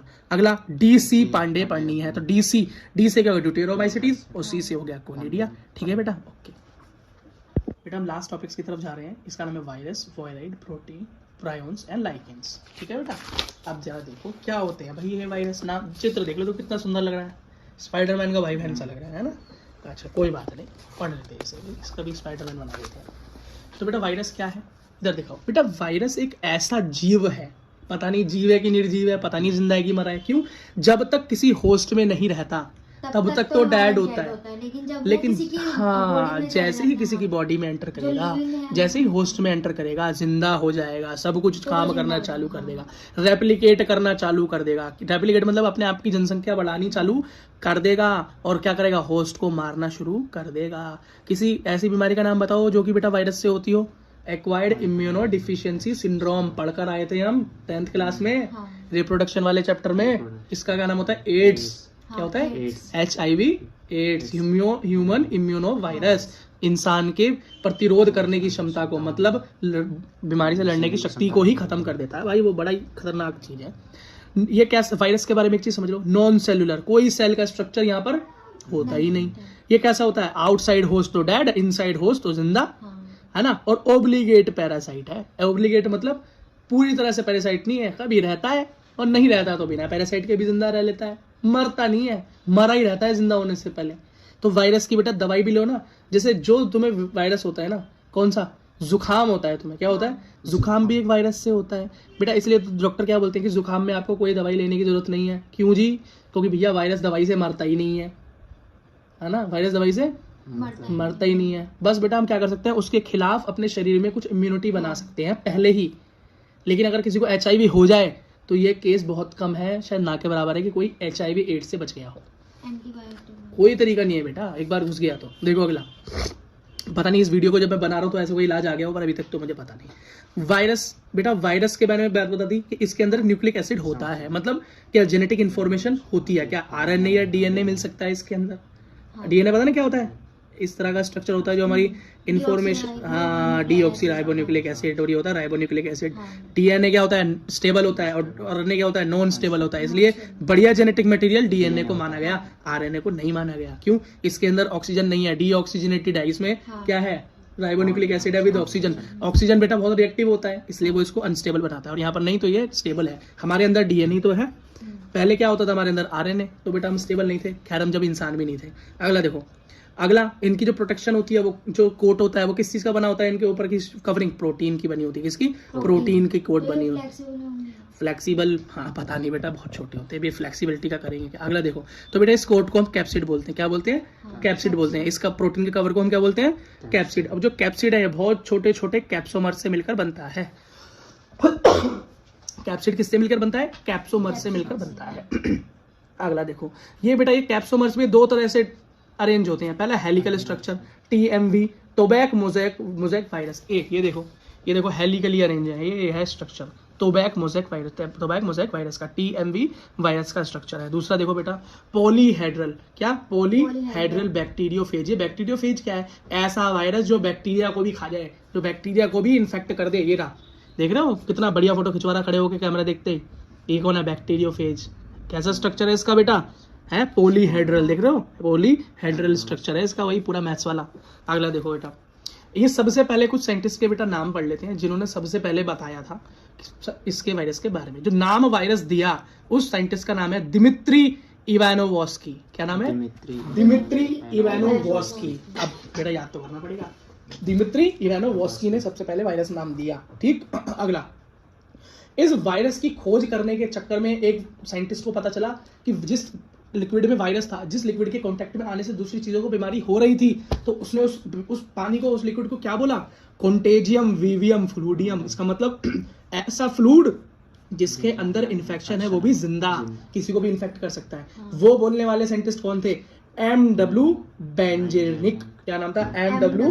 बेंजेनिक। तो बेटा हम नीट में क्या पूछते हैं? कॉन्टेजियम विवियम फ्लूडियम बोलने वाले साइंटिस्ट का नाम क्या था? तो इन सब चार ऑप्शन देंगे तुमको, नाम हमें याद रखा, M.W. बेंजेनिक, क्योंकि वो MWF में बायोलॉजी पढ़ते थे। अगला देखो, लास्ट में बेटा सबसे पहले वायरस को क्रिस्टलाइज कर निकालने वाले, पहचानने वाले, देखने वाले साइंटिस्ट का नाम क्या था? उनका नाम था W.M. स्टैनली। क्या नाम था? स्टैनली याद कर लो। क्या याद कर लो? स्टैनली याद कर लो। बात खत्म बेटा। अगली चीज देखो, प्लांट के अंदर जो वायरस होता है जो कि प्लांट को इन्फेक्ट करते हैं, वो होता है सिंगल स्टैंडर्ड आरएनए। क्या होता है? Single standard RNA. आरएनए का कैसा होगा? ये बेटा डीएनए कैसा होगा? देखो डबल स्टैंड, एक स्टैंड ये रहा और एक स्टैंड, एक मम्मी से मिलता है, एक पापा से मिलता है, रिकॉम्बिनेशन होता है। हमने कहाँ सीखा था? मेंडल वाले चैप्टर में। कहाँ सीखा था हमने? अनुवांशिकता के अंदर, हेरिडिटी चैप्टर में 10th क्लास में, कि दो अलग अलग आते हैं, आपस में मिल जाते हैं, रिकॉम्बिनेंट होते हैं कैरेक्टर्स। हाँ, तो प्लांट के अंदर जो बेटा वायरस होता है वो सिंगल स्टैंड आरएनए होता है। एनिमल के अंदर ये होता है वो सिंगल स्टैंड या डबल स्टैंड आरएनए या डबल स्टैंड डीएनए, दोनों में से कोई भी हो सकता है। बैक्टीरियोफेज का तो मुझे पता ही है भैया, बैक्टीरियोफेज जो बैक्टीरिया को भी इन्फेक्ट कर दे, वो कैसा होता है? Double stand DNA. डीएनए का भी सिंगल स्टैंड पे नहीं मिलेगा तुमको, RNA single stand double stand में मिल सकता है। यहाँ से बेटा इतना इंपॉर्टेंट क्वेश्चन नहीं बनता, लेकिन यहाँ से बड़ा इंपॉर्टेंट क्वेश्चन बनता है साइंटिस्ट के नाम और उनके काम से। अगला बेटा, वायरस क्या होता है? वायरस एक ऐसी चीज है जिसके अंदर न्यूक्लिक एसिड होगा, मतलब या तो आरएनए या डीएनए, और प्रोटीन की कवरिंग होगी। वायरोड कौन होगा? जिसके अंदर खाली न्यूक्लिक एसिड होगा लेकिन प्रोटीन की कवरिंग नहीं होगी, खुला घूमेगा, टेंशन फ्री, खुला। तो वो कौन है खुला? वायरॉइड। अजीब सा नाम भी है ना वायरस के अलावा। अगला क्या है? प्रायोन्स। कौन? प्रायोन्स कौन है? वो भैया अपना न्यूक्लिक एसिड भी बाहर फेंकेगा, खाली कपड़े पहनेगा, प्रोटीन, ओनली प्रोटीन। जिसके पास ओनली कवरिंग हो वो है प्रायोन। पी से प्रोटीन, पी से प्रायोन, ऐसे याद कर लेना। प्रायोन पे पी से कुछ होगा, प्रोटीन, है ना। वायरॉइड में क्या होगा? प्रोटीन नहीं होगा, न्यूक्लिक एसिड होगा। अगला याद करो बेटा, वायरॉइड्स की डिस्कवरी करने वाले साइंटिस्ट का नाम क्या था? TO dinar. डिनर करते करते वायरॉइड ढूंढा था इन्होंने। मजाक कर रहा हूँ, याद करने का तरीका है। ये क्या करते हैं भैया? पोटैटो के अंदर स्पिंडल ट्यूबर डिसीज कर देते हैं। पोटैटो के अंदर स्पिंडल ट्यूबर डिसीज कर देता है, इस बात को ध्यान रखना तुम। अगला देखो, प्रायोन्स जिसके अंदर खाली प्रोटीन होता है, ठीक है। तो यहाँ पर याद रखना, इसको ढूंढने वाले साइंटिस्ट का नाम था जेकब, CR जेकब। तुम बोलोगे भैया इतना छोटा सा टॉपिक, इतने सारे साइंटिस्ट आ गए। अब यही है, हमने NCERT का एक भी नहीं छोड़ा। क्या? एक भी नहीं छोड़ा, है ना। अच्छा बेटा, अच्छा ये डिसीज करता है। क्या करता है बेटा? ये हाँ, प्रायोन्स भी बेटा कई बीमारियां करने में क्या करते हैं? हाथ बटाते हैं, ठीक है बेटा। बस अब ये बेटा ये प्रायोन्स क्या करता है, प्रायोन्स बेटा कैटल्स के अंदर बीमारी करता है। किसके अंदर, कैटल्स के अंदर, मतलब वही हमारे कौन से जानवर जो बेटा दूध देते हैं, घास खाते हैं, उन जानवरों के अंदर बीमारी करता है। कौन सी, BSE बीमारी करता है। कौन सी करता है, BSE बीमारी करता है। उसका नाम क्या है, बोविन स्पोंजीफॉर्म एन्सेफेलोपैथी बीमारी उसके अंदर कर देता है। और बेटा ये अगला हम देखें तो बेटा इंसानों के अंदर भी ये बीमारी करता है। उसका नाम है CJD, मतलब CR जेकब डिसीज। जेकब ने अपने नाम पे बीमारी रख दी, ये हमारा काम आसान हो गया। ठीक है बेटा, इसी के साथ वायरस भी खत्म होता है। अब बेटा हमारा लास्ट टॉपिक है लाइकेन। क्या है बेटा, लाइकेन। ये लाइकेन क्या होता है बेटा, लाइकेन के बारे में हम पहले 9th क्लास में पढ़ चुके हैं थोड़ा सा। ठीक है, लाइकेन क्या होता है बेटा, एक ऐसी रिलेशनशिप होती है एल्गी और फंगी के बीच में, फंगी और एल्गी के, या फंजाई बोलो, इन दोनों के बीच में बेटा एक ऐसी रिलेशनशिप होती है जिसके अंदर दोनों एक दूसरे का काम चला देते हैं। हम पहले ही पढ़ के आए हैं भैया, फंगी जो होती है वो तो हेटेरोट्रॉप होते हैं, खाना तो बना नहीं सकते, लेकिन एल्गी क्या होती है, एल्गल ब्लूम, एल्गी, तो बेटा ये तो अपना खाना बना सकते हैं, ऑटोट्रॉप होते हैं, मैंने पहले ही बताया था ज्यादातर कंडीशन में। तो ये क्या करता है, ये दोनों आपस में रहते हैं, तो फंगस बेटा इसको शेल्टर देता है। इसको क्या देता है, शेल्टर देता है, रहने के लिए घर देता है। और लेकिन ये बदले में एल्गी इसको क्या देती है, रहने के लिए घर को देता है, तो ये खाना बनाकर उसे देती है। समझ गए। तो बेटा जो खाना बनाकर दे वो फाइकोबायोन्ट, एक दूसरे पे डिपेंडेंट है। हाँ, और जो बेटा घर दे वो माइकोबायोन्ट। मेरा घर माइकोबायोन्ट, फाइकोबायोन्ट मतलब मैं कर सकती हूँ फोटोसिंथेसिस, मैं दूंगी खाना, फाइकोबायोन्ट। एक याद कर लो, दूसरा याद हो जाएगा। पूछ लेते हैं कौन सा फाइकोबायोन्ट है, कौन सा माइकोबायोन्ट है। ये तो हेटेरोट्रॉप, ये ऑटोट्रॉप, ये फूड बनाता है, ये क्या शेल्टर देता है, मिनरल और वाटर भी दे देता है, खाना बनाने के लिए, फोटोसिंथेसिस के लिए सामान भी ये दे देता है। ठीक है, अगला ये बेटा ये पोल्यूशन के इंडिकेटर भी होते हैं। क्या, पॉल्यूशन के इंडिकेटर। जिस जगह पर पॉल्यूशन ज्यादा होगा उस जगह पर लाइकेन या तो बहुत कम होंगे या बिल्कुल नहीं होंगे, और जिस जगह पे पॉल्यूशन कम होगा वहाँ लाइकेन ज्यादा होंगे। इसी के साथ बेटा चैप्टर खत्म होता है।